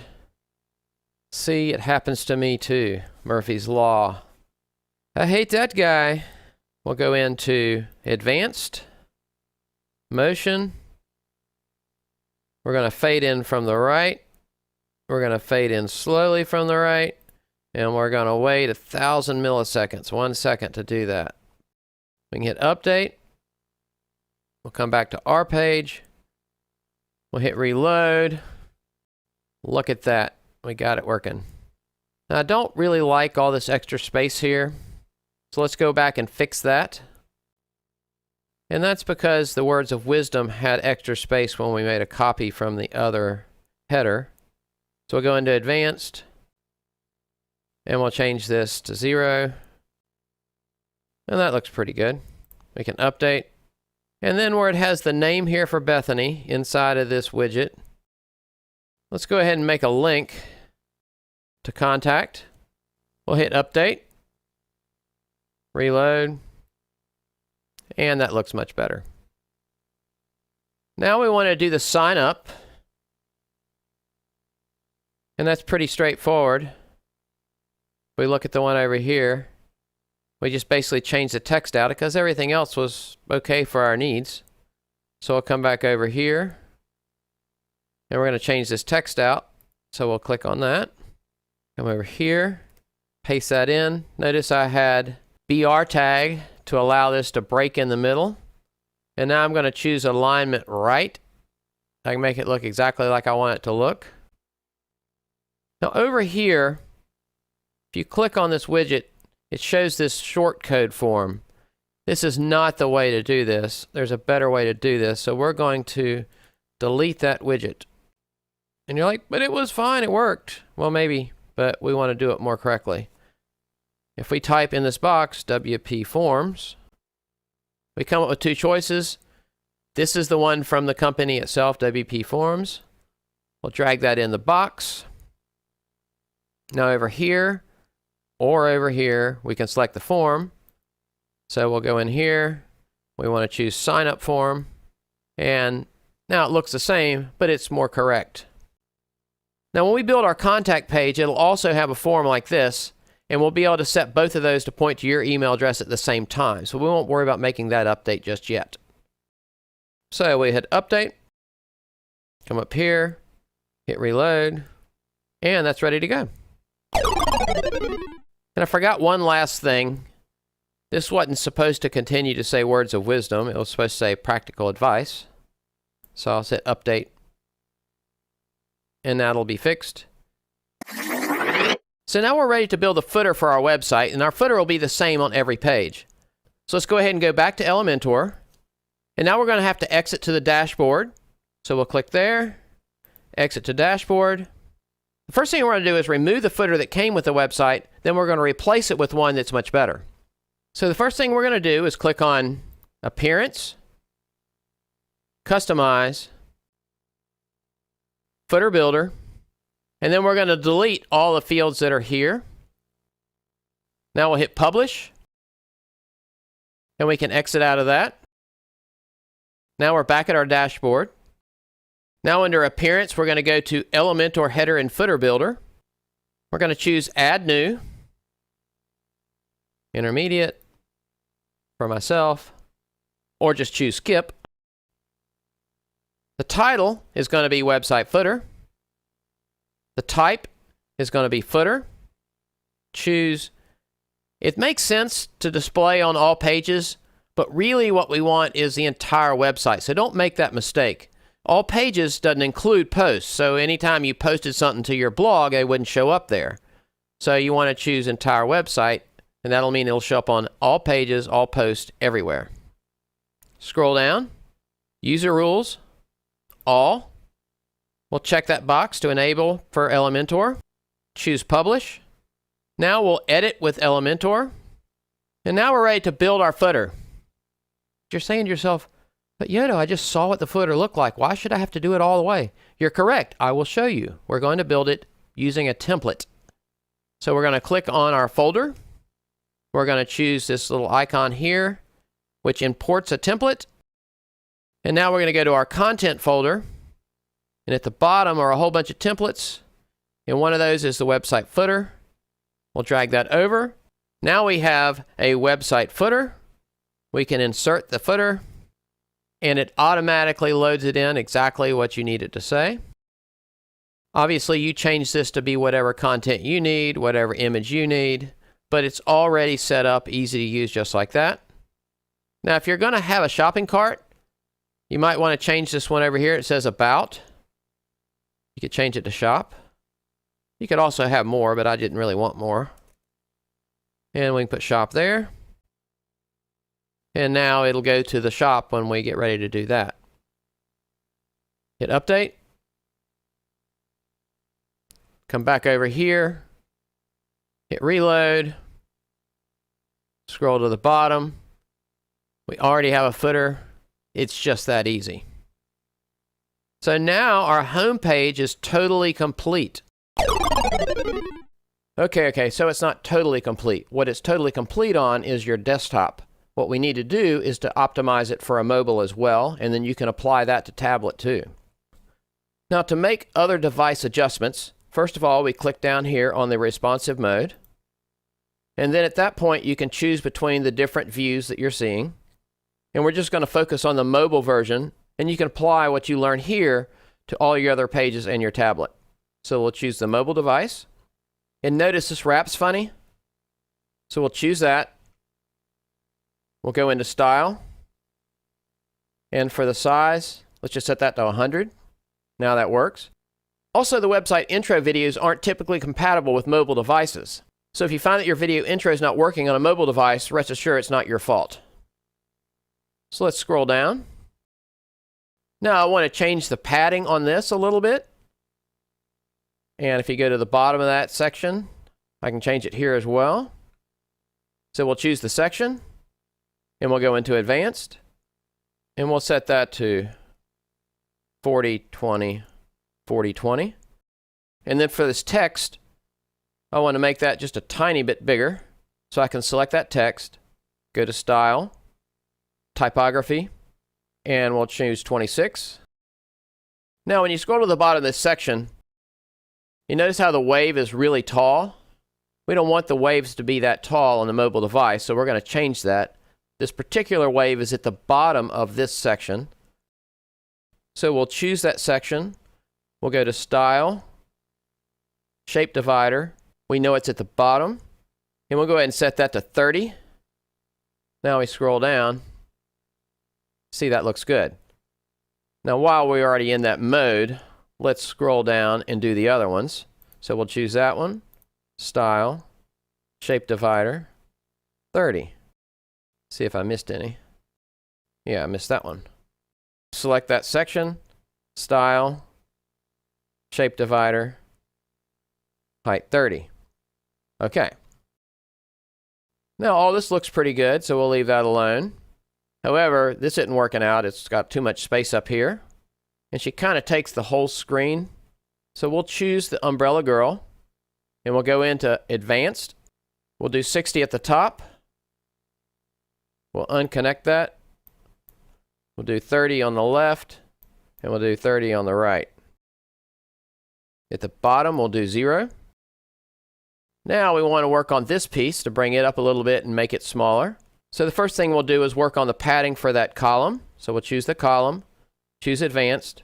Now notice these have the little phone next to it. This means we're only editing the phone version. I'll type 10. We'll select the Be Inspired. Go to Style, Typography. We'll set the font to 40. It's still wrapping, so let's move it down. Now it doesn't wrap, so now it's at 38. Now that's a little bit close at the top, so let's go ahead and go back into our padding on that. We'll disconnect these, and let's set the padding at the top to say 30.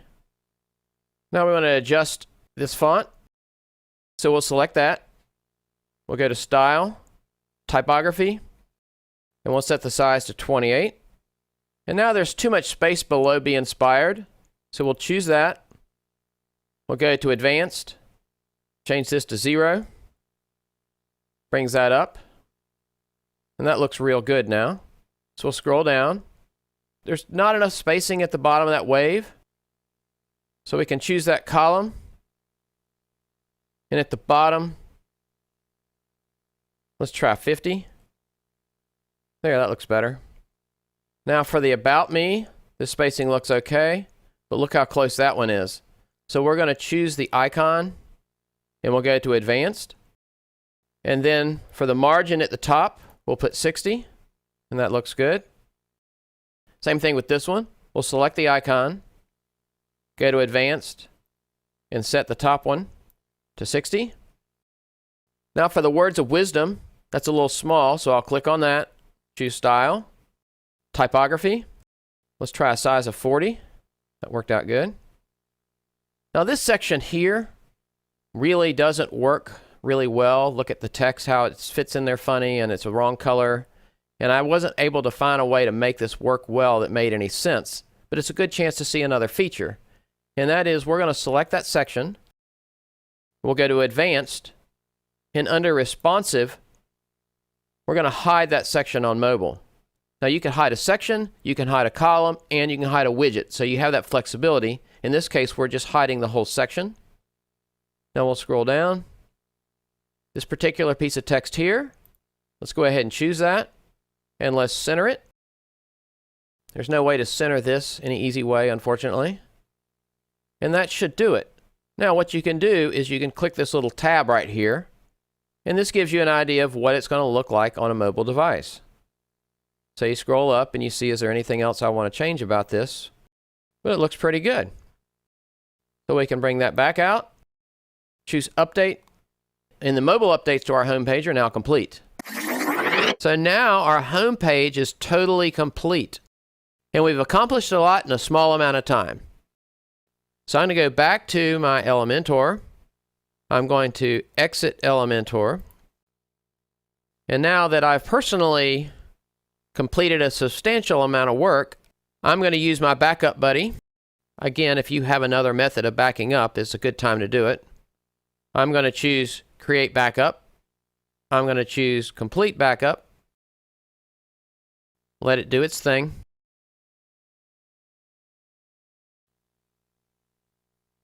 Now the backup is complete. Come back up, download the backup to my computer.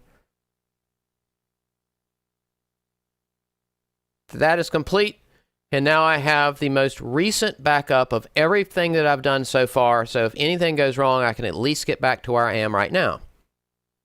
So now we're ready to start on our next page, so we'll go back to our dashboard, and we're ready to start on our About Us page. And let's go ahead and close this down here. We're going to go to Pages. We'll hover over About and choose Edit with Elementor. Now that our About page is loaded in Elementor, let's go ahead and go back to Bethany's site and see what her About page looks like. So I'll scroll to the top, click on About, and we're going to build this nice header. We're going to put some text in that's going to wrap around a picture, and we're going to put that background that has self-tastic in it. Let's go ahead and go back to Elementor. The first thing we'll do is update the background picture for the About section. So we'll choose that section, go to Style, choose the image. Now we need to bring up our content folder, scroll to the top, and now we're looking for our header images. So we'll scroll down, and there they are. And the one that we want at this point is going to be the About header. So we'll drag that over. Now that's loaded, we can insert media.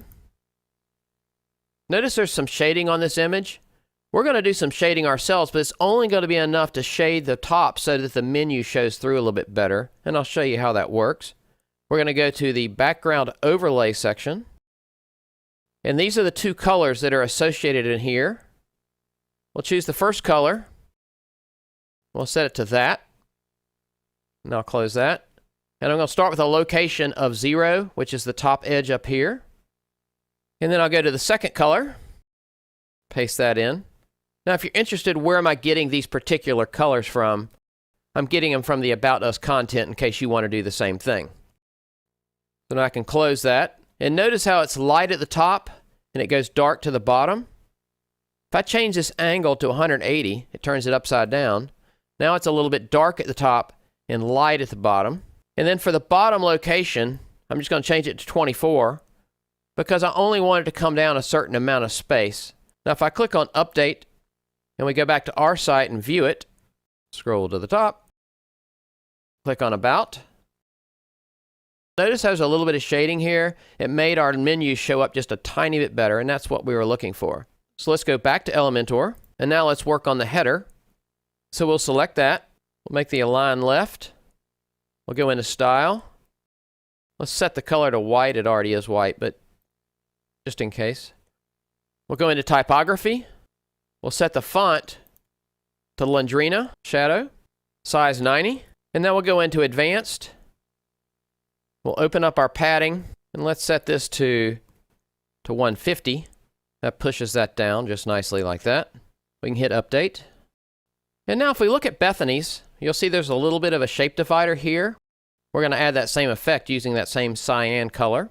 We'll go back to our Elementor. Let's go ahead and choose that section. And now we're going to scroll down, choose Shape Divider, and we're going to apply it to the bottom. And we're going to select Tilt Opacity, and then we'll set the color. Update. Reload our page. And there it is. We're going to end up using this header on a lot of pages. So what I want to do next is save this as a template. So let's go back to Elementor. We'll right-click, choose Save as Template. Give the template a name. Hit Save. Our template has been saved. So now we can close that window. And now we want to work on the next section. So the first thing we'll do is choose that section.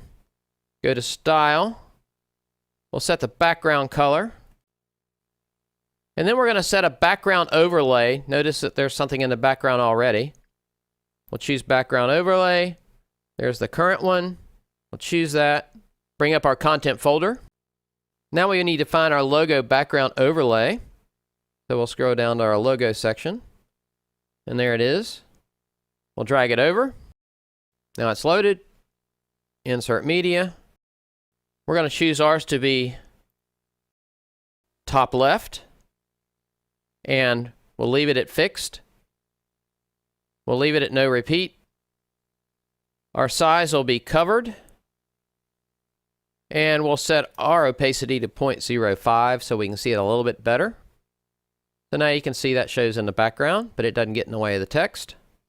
Now I want to adjust the padding for this section. So we'll scroll back to the top, go to Advanced.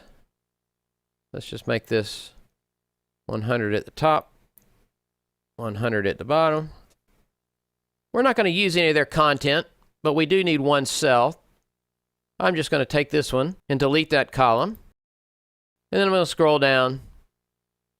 And I'll delete this section. And I'll delete this section. And now we're left with the one section we need. And then I will delete that widget. And I'll delete that widget.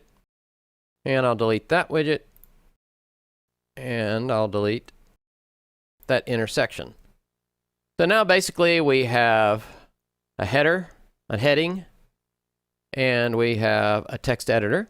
Now alternatively, you could come over here and you could have dragged a heading over and you could have dragged a text editor over it as well. So we'll select the heading and we want that to say about me. And we want to go to style. We're going to set the typography. The font will be Montserrat 32, a weight of 300. Now we actually have 2 of these. We only need 1. I'll delete that one. We're going to edit the other text editor, so I select that. We'll come back in here to style. We'll choose a color of that. Typography. We'll set the font to Railway. Size to 21. Weight to 400. Now we'll go back to content. And I'll paste in the correct content. And now we want an image over here to the right. And to do that, we're going to click on Add Media. And now we need to get the item that we're going to be adding. So let's go to our content folder. Scroll to the top. And there is the About picture. We'll drag that over. It's loaded. Insert into post. And it's at the bottom. But we don't want that there. So let me click on that and delete it. And I'll show you what I really want it to do. I wanted to scroll to the top. Select right there so I can set it in there. Choose Add Media. Select the image. Insert. Now it's inserted at the top. We need a few more adjustments here. So we'll select the image. This icon here will align it to the right. So now all of a sudden the text wraps around it nicely. We'll click the pencil. For the size, I'm going to choose full size. If you wanted to add a link, you could add it there. We'll do update. And it wraps nicely. Let's hit update. Go back to our page. Hit reload. And we're making progress. Now on Bethany's page, she's got the Words of Wisdom section. So let's go back to our Elementor. We'll scroll down. We'll choose the folder icon. We'll choose the Words of Wisdom section. Click on Insert. I always choose No on this question. Now it's been inserted into our page. We can hit Update. Go back to our page. Hit Reload. And now we just need to add the black waves brush above the footer. We can go back to Elementor. So Words of Wisdom is already selected. We'll go to Style. Scroll down. Shape Divider. We're going to put it at the bottom. We're going to choose Waves Brush. We'll set the color. We'll set the height to 60. And notice this is overlaying funny right here. It's okay. Advanced. We'll unconnect those. And let's see what 50 does. Looks just right. So we can hit on Update. Go back to our page. Hit Reload. And this page is complete. Now inadvertently, even though I told this font to be Railway, somehow it got saved as default. So we need to choose this widget. Go to Style. Typography. And where it says Default, we'll choose Railway. And notice how it changed there. We'll do Update. We'll go back to our page.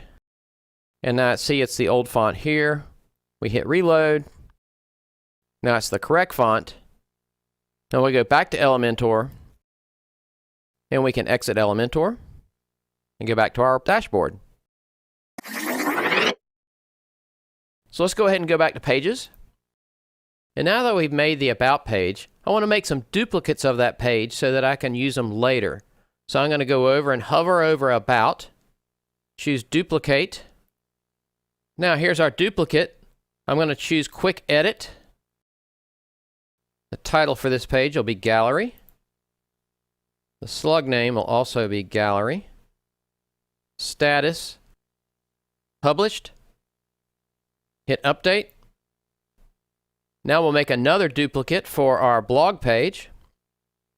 Again, we'll hover over the duplicate. choose Quick Edit. This one will be called Blog. Slug name Blog. Published. Hit Update.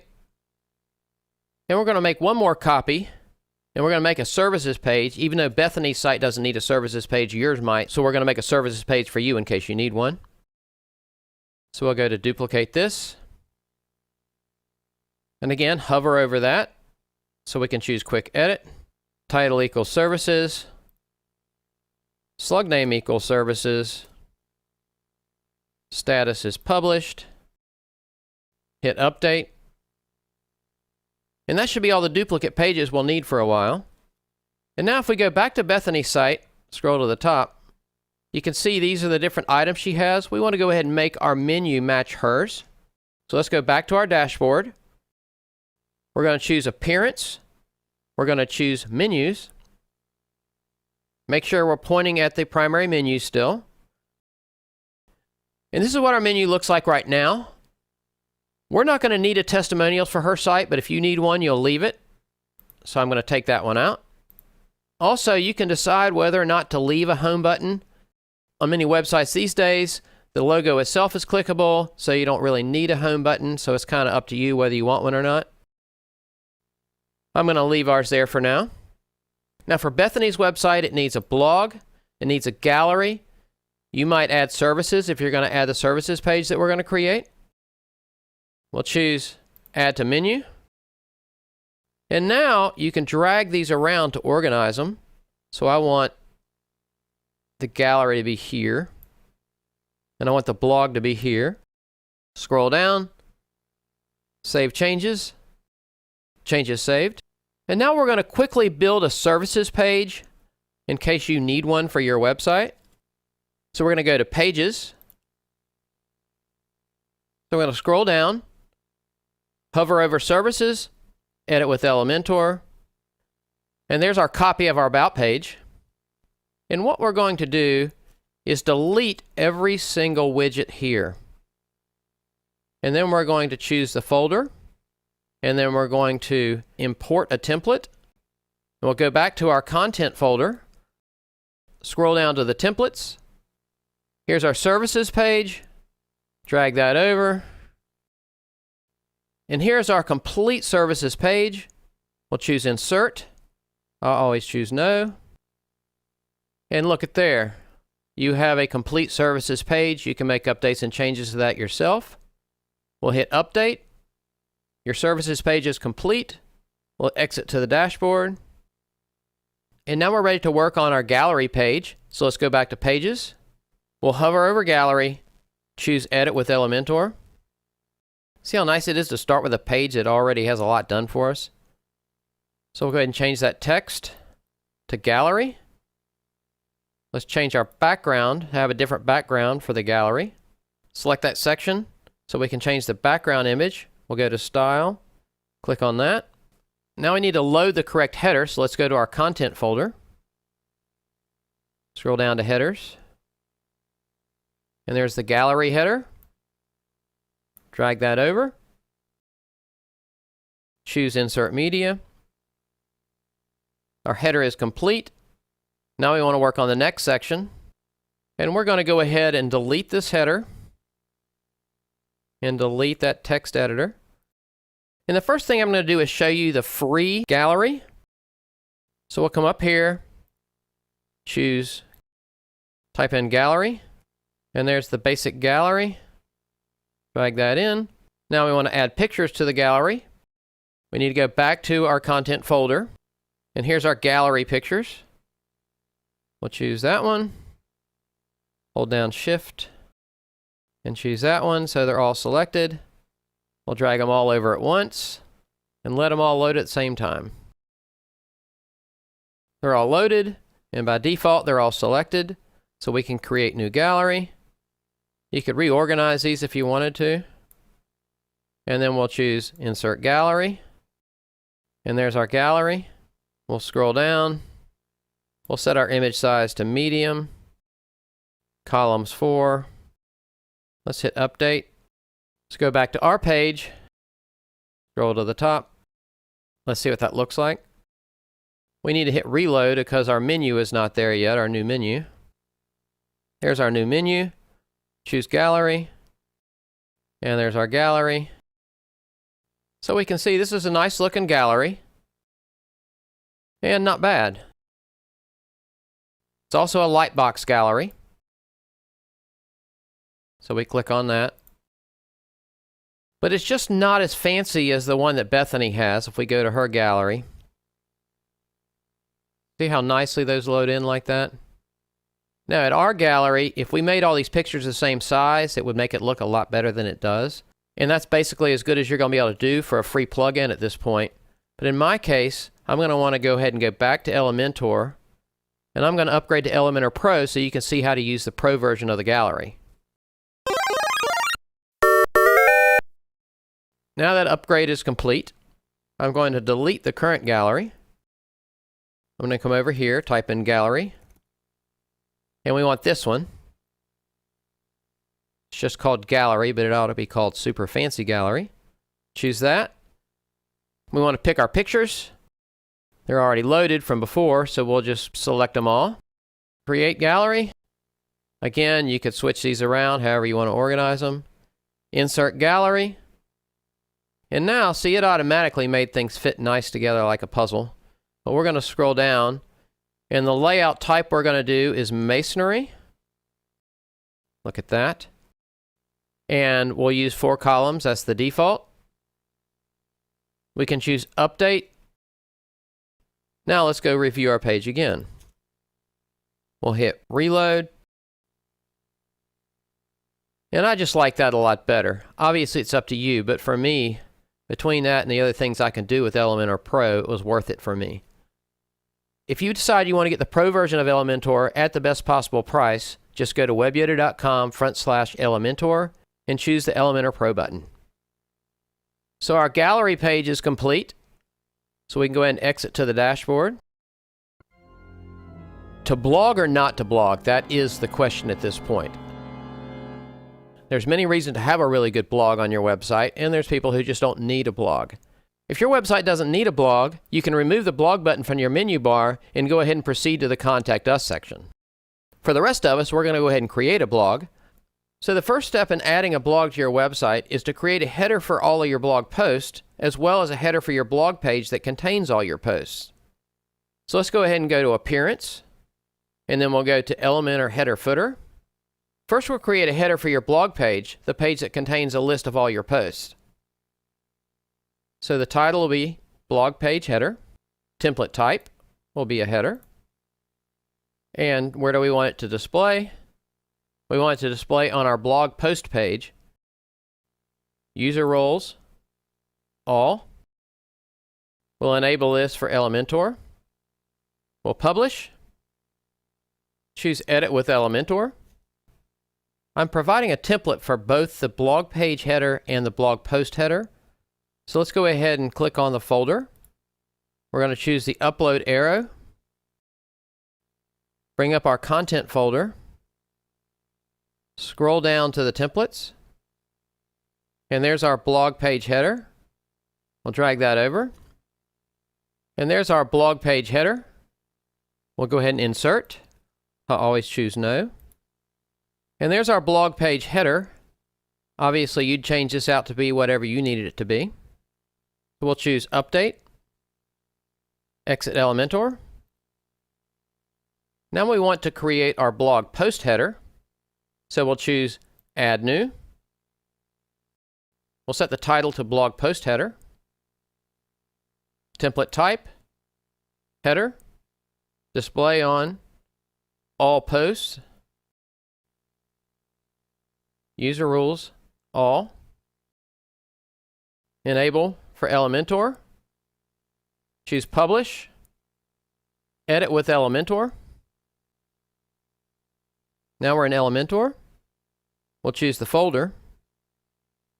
We're going to choose the upload arrow. Again, go back to our content folder. Now we're going to choose the blog post header, which is this one. Drag that over. And there's our blog post header. Go ahead and insert that. Always choose no. Again, make whatever changes you want here. We'll choose Update. Exit Elementor. And now your header for your blog page and your blog post is complete. So the next step to adding a blog to our website is to remove any old posts. So let's go ahead and choose Posts on the left. So now we can select all the posts, in this case 1. Bulk actions, move to trash, apply, and that's all gone. Now we're ready to add our first post. So we're going to choose Add New. Let's visit the script for a second. I want to point out how helpful it is to have all the information you're going to need to do your post. Obviously, you're not likely to just make these up as you go along, so I collected all the information for the different posts we're going to do to make this easier. So for example, the title of the first post will be this. So we'll set the title to that. And now for the content, paste that in.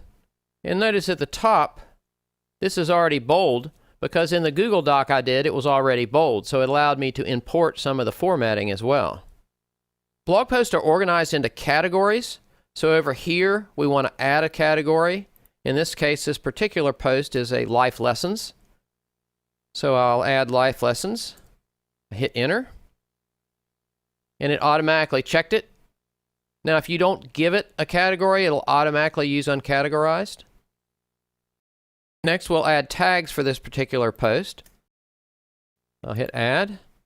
And these are basically like keywords that are associated with the post. I also want to point out, if you need to make changes or adjustments to your categories or tags, under Posts, Categories, and Tags allow you to make those updates and changes. Scroll down. Now we want to add a featured image. I'm going to choose Set Featured Image. We want to bring up our content folder again. And the images for blog will be near the top. So there's our first blog, and there's our 6. We're going to have 6 in this example. Drag those over. And our first blog is the puppy. Set featured image. Now I normally make my blog images about 800 pixels across, just as a reference. Now we can scroll up and choose Publish. Now if I want to see this post, just as an example, I can right-click on this link and open in a new tab, and we can look at that tab, and there's that header we made, and this is the post, just like that. Not bad, huh? Let's go ahead and close that. Now we're going to add one more post together, so I'll click Add New, and then the other 4, we'll use some magic to make those, since it's all the same process. So the second blog post, the title is that. The content for the post is that. This one's going to have multiple categories. So we'll choose the Life Lessons. We'll add a new one. Hit Enter. This will also have mental health, personal development. And we'll scroll down. We'll put some tags in that are terms associated with the document. Scroll to the bottom. Set our featured image. And there's our blog 2 image. That one is now set. Scroll to the top. Now, if you didn't want to publish immediately, you could go inside and choose a date that you'd publish something. I'm going to publish this immediately. Now we can right-click on that. Open a new tab. Check it out. And there's our second post. Notice it automatically added the Share Post plugin so other people can share your blog posts. We'll close that. I'm going to go ahead and add the additional post at magic speed. Okay, and so now all 6 posts have been added. And let's go ahead and look at this particular post. Right-click, open a new tab. I'll bring that up. This particular one, Bethany wrote about people that wanted to make money using blogs, and so if you have an interest in doing that, this may give you some more information as well. We want to make a couple of changes to this to make this more user-friendly. First of all, notice it says by Yoda user instead of by Pepperlow. And if we click on that, it has a picture of me. We don't want that. Well, she doesn't want that. So we'll back up.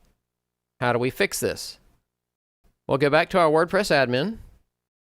So the two things we'll change are the profile picture and the pin name. The first thing we'll change is the profile picture, and we're going to do that inside of Profile Press.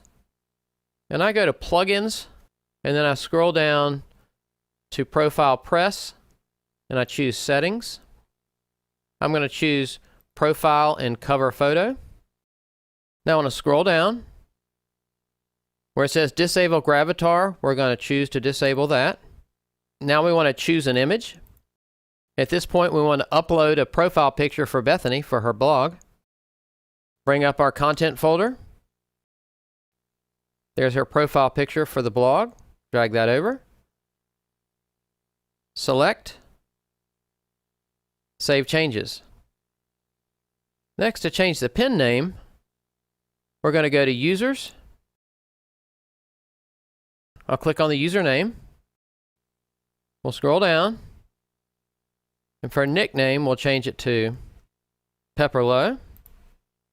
And for the display name, we'll choose Pepperlow. And there's also a section to do bio info. Let's put a little bio in there.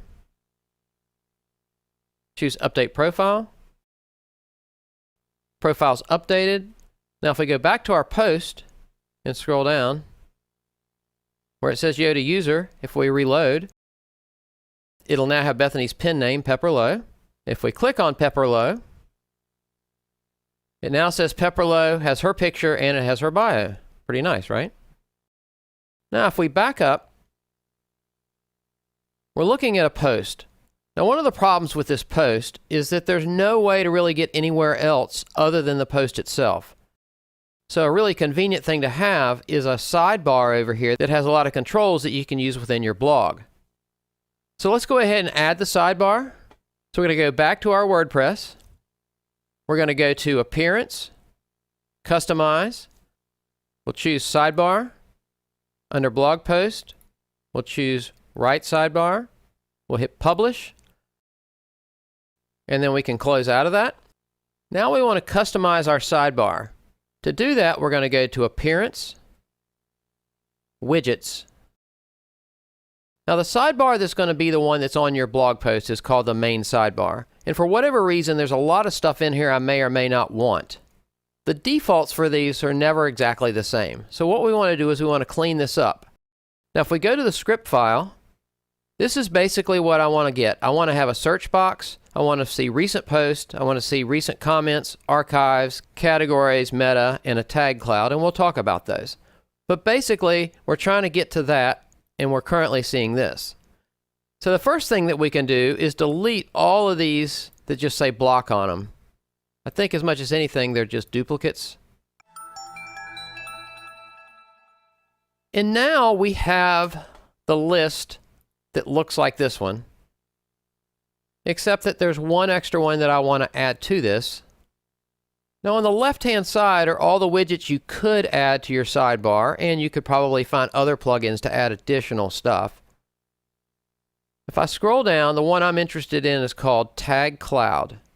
If I click on that, I can choose where I want it to be. It's got by default, it's chosen the main sidebar. I'll choose Add Widget, and when I scroll up, now Tag Cloud has been added to the collection of widgets on the main sidebar. We're not going to give it a title. It'll automatically say Tag Cloud. Also, you can organize these however you want.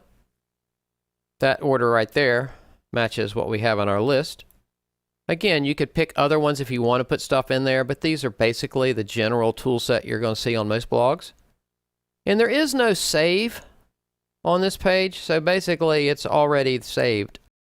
So now if we come back over to our post and we hit reload, and now you can see the sidebar has been added. We have a search box, we have recent posts, comments, archives, categories, meta options, and a tag cloud. The next thing you might wonder is, say, okay, here's the default, but what kind of control do I have over this? And the answer is really not much. The free version of Astra, the free version of Elementor, neither of those give you any real tools for doing any updates and changes to the formatting for the posts themselves. So unfortunately, kind of stuck with the excessive padding and the default font and things like that. I know you're saying to yourself, hey Yoda, there must be a way to fix the spacing in the fonts for free, right? Absolutely. I will show you. So what you want to do is go to your script, and you're going to look for a section under the blogs that's called Adjust Blog Post Font and Spacing.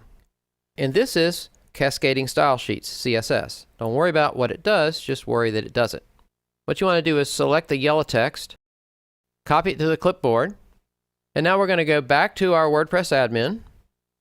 We're going to go to Appearance, Customize, and at the very bottom is Additional CSS. We'll click on that. We don't need this little window, so we can do Close. And right here, there's nothing in there yet, so we're just going to paste that in at the top. And now we'll do Publish. And now we'll come back over, and this is what our page looks like right now. This is what the fonts look like. This is what the spacing looks like. We hit Reload. Look at that. We have better spacing now. We have a different font that doesn't take up so much room. It's a lot cleaner than it was before, and it was free. So at this point, we want to be able to access our blogs from a blog page. If we click on our blog page, actually, let me clean this up real quick. We've got an extra tab here. If we click on our blog link, it takes us to our default About page. Remember, we made a duplicate of that. We'd like that to come up with our blog. So let's go do that. So we're going to go back to our WordPress admin. We'll close that to get to our dashboard. We're going to go to Pages. We'll hover over Blog, choose Edit with Elementor. And from within here, we're going to delete the top section and delete the About Me section and leave Words of Wisdom. We'll choose Update. And now we'll exit Elementor. We'll choose Appearance, Customize, scroll down, Homepage Settings. For Post, we'll choose Blog, we'll hit Publish, and now we'll visit our website again and hit Reload, and look at there. There's our header, and there are all of our blog posts. Now, unfortunately, no matter how much you talk to yourself about, hey Yoda, this really doesn't have a lot of formatting, what can we do about it? I don't have an answer for that because unfortunately there wasn't really an easy free way that I was able to do that.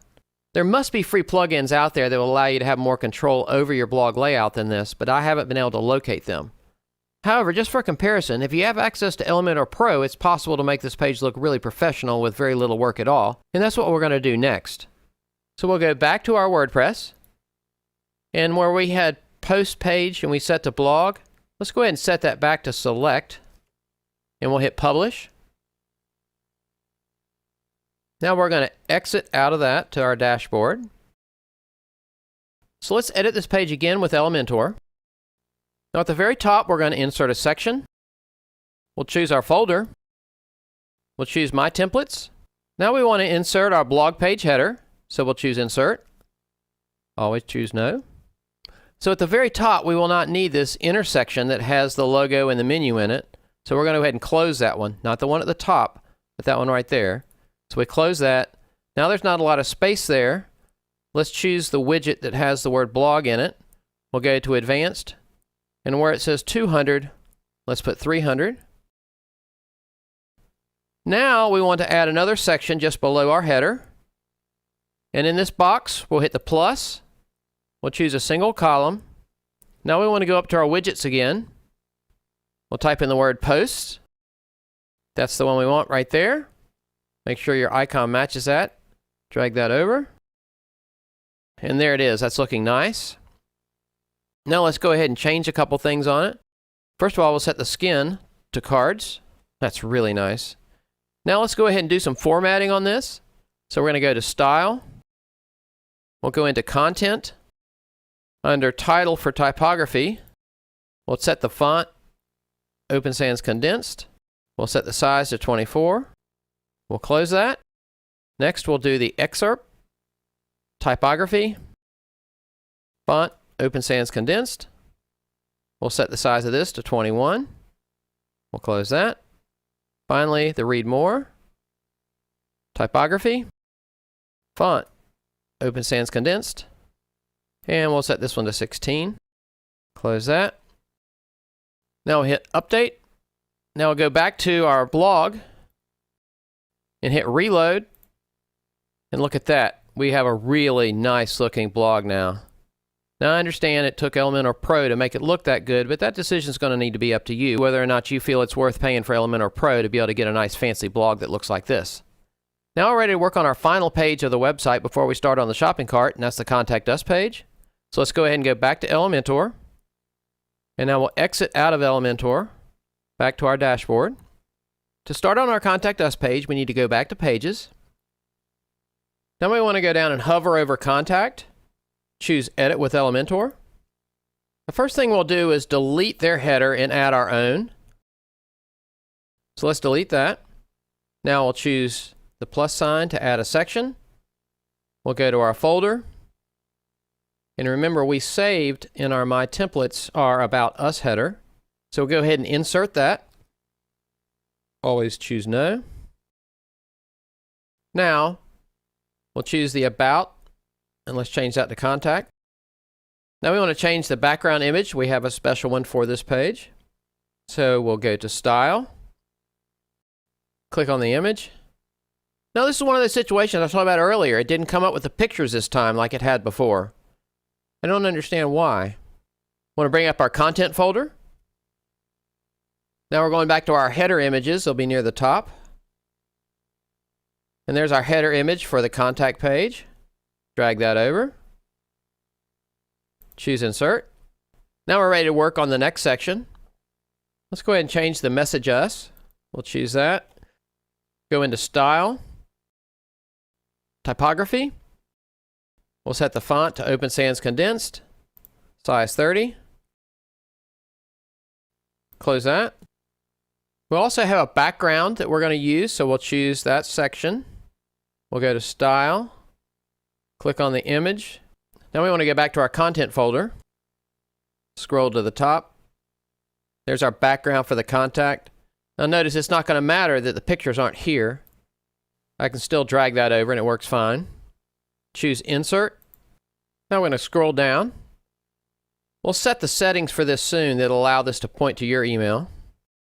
Under Contact Us, let's put some content there. Like that. And I'm going to make that a little darker, so I'll go into the style for that. Change the color to that. Close that out. We'll go into typography. Font. You guessed it. Open Sans Condensed. Size 21. We'll put a weight of 400. That looks nice. We'll close that. Now we want to put a profile image under this.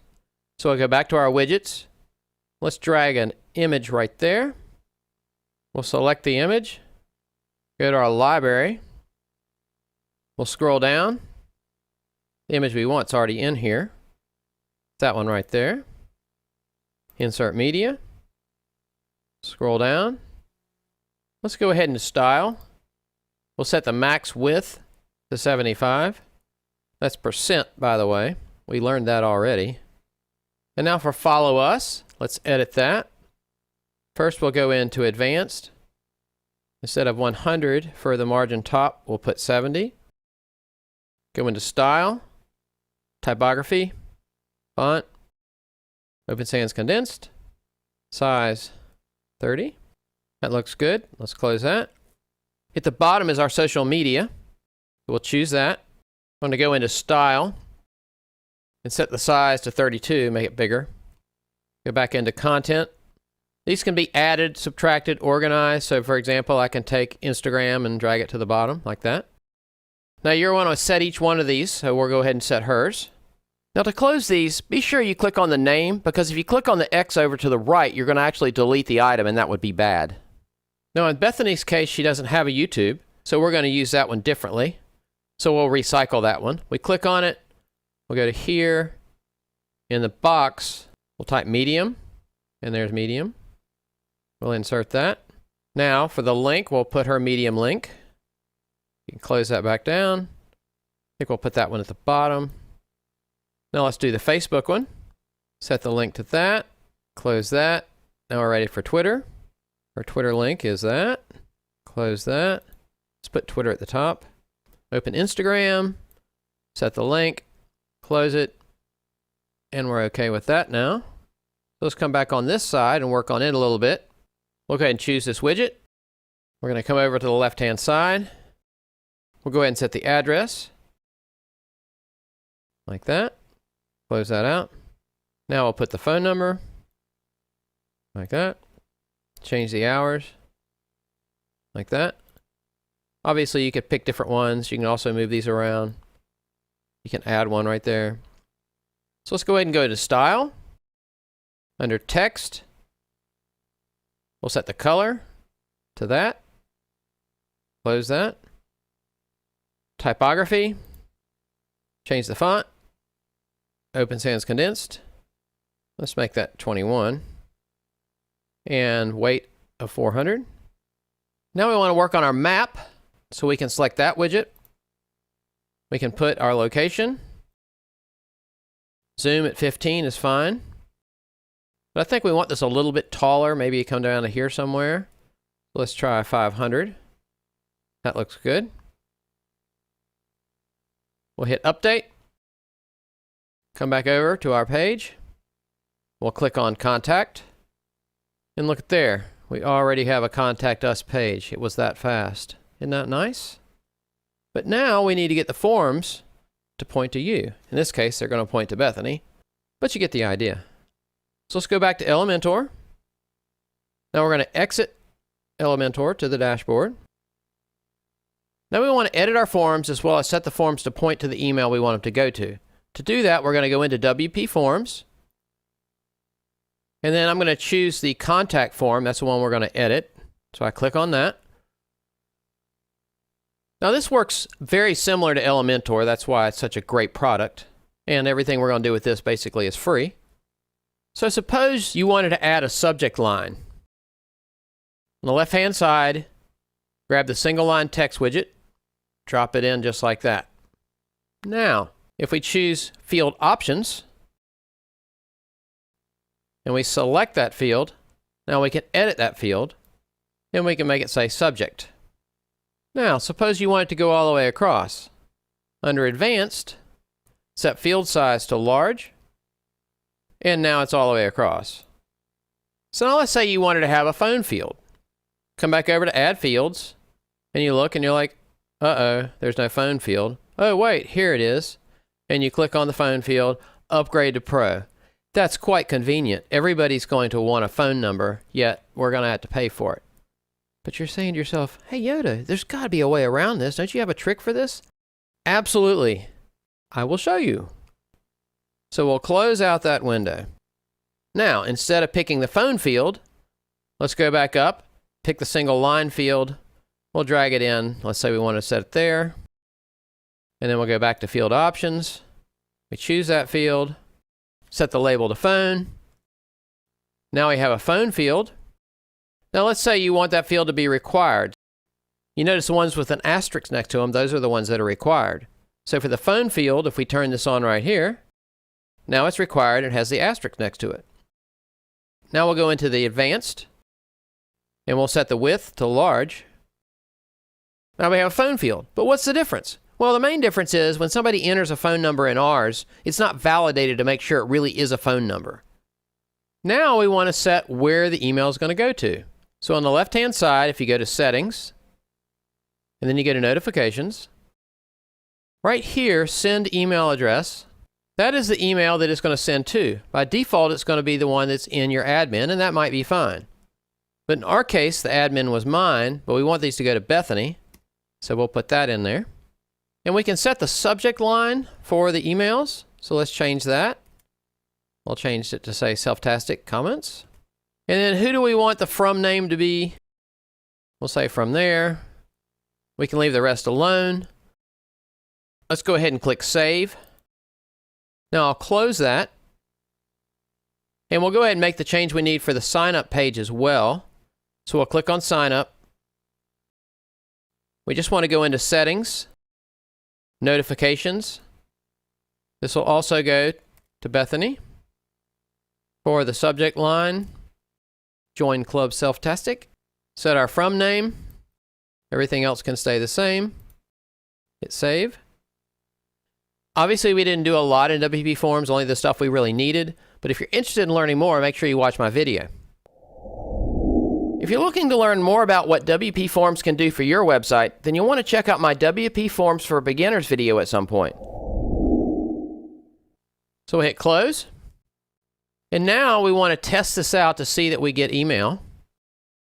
So back to our website.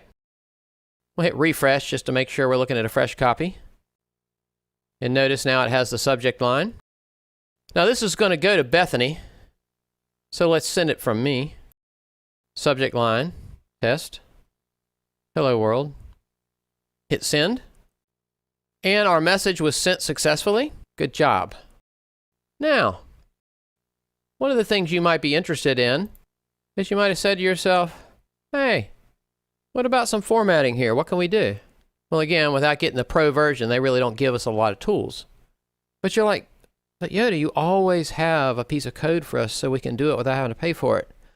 I know, you're right, and okay, I will show you. So what you want to do is you want to go to your script and look under the Forms section for a section called Format Your Forms. So once again, you'll highlight the yellow code like that, copy it to your clipboard. Now let's go back to our WordPress. And now from here, we're going to go to Appearance, Customize, scroll down, Additional CSS. Let's click on Contact over here so we can actually see this working. And that's what it looks like right now. Down below this, let's hit a couple extra lines, paste that in, and look at that. It changed everything up just a little bit. Again, I'm not going to try to teach you CSS, but you can look in here and see that some of these things can be changed and get a little bit more flexibility if you like. We'll choose Publish, go back to our page. That's what it looked like before. Hit reload. That's what it looks like now. Now officially our website's complete, but there's one more step that we don't want to forget, and that is to turn on secure pages for our website. To do that, we're going to go back to WordPress. We'll exit to the dashboard. Now we want to install the plugin that's going to allow us to make our pages secure. So we're going to go down to Plugins, Add New Plugin, Upload Plugin, choose File, make sure we're looking at our Downloads folder. And now the one we're looking for is Really Simple SSL. Hit Open, Install Now, Activate Plugin. Now if for some reason you didn't have this plugin already, you just need to go to webyoda.com/plugins, scroll down to this project, and then download the plugin you need. Now once that's installed, it immediately says, hey, go ahead and activate. But I don't want to do that just yet. What we want to do is we want to scroll down, find the plugin, and we're going to go to Settings. Tells us we're not connected yet, we know that. But what we're really looking for is this check mark. It found an SSL certificate detected for our website. If you don't see that message, you need to contact your hosting company to ask them how to get your certificate activated. Because without a certificate, we can't secure your web pages. Since we have a certificate, all I need to do is click on Go Ahead to activate. Now it's been activated. Once you've activated your SSL and you weren't in secure mode, it's likely to want you to log back in. So for example, our next step is going to click on Elementor. And when I did that, it asked me to log back in. So I'll choose Login. So our next step was we clicked on Elementor, it brought up this page, and it has these options. We're looking for the option called Tools. So we click on Tools. And then we're going to click on Replace URL. So in this box, we're going to put our original URL when we didn't have secure pages. So I'll paste that in. And notice it just has HTTP. Then in the second box, I'm going to paste the same thing. But at the beginning, I'll put an S right there. Basically going from non-secure pages to secure pages.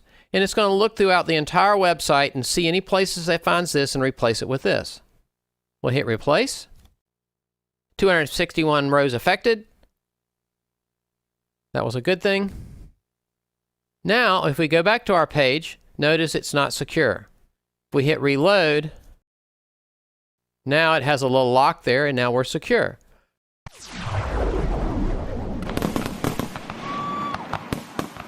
So our website is officially complete, and if you don't plan on adding the shopping cart to your website, there's one more thing you'll want to check out.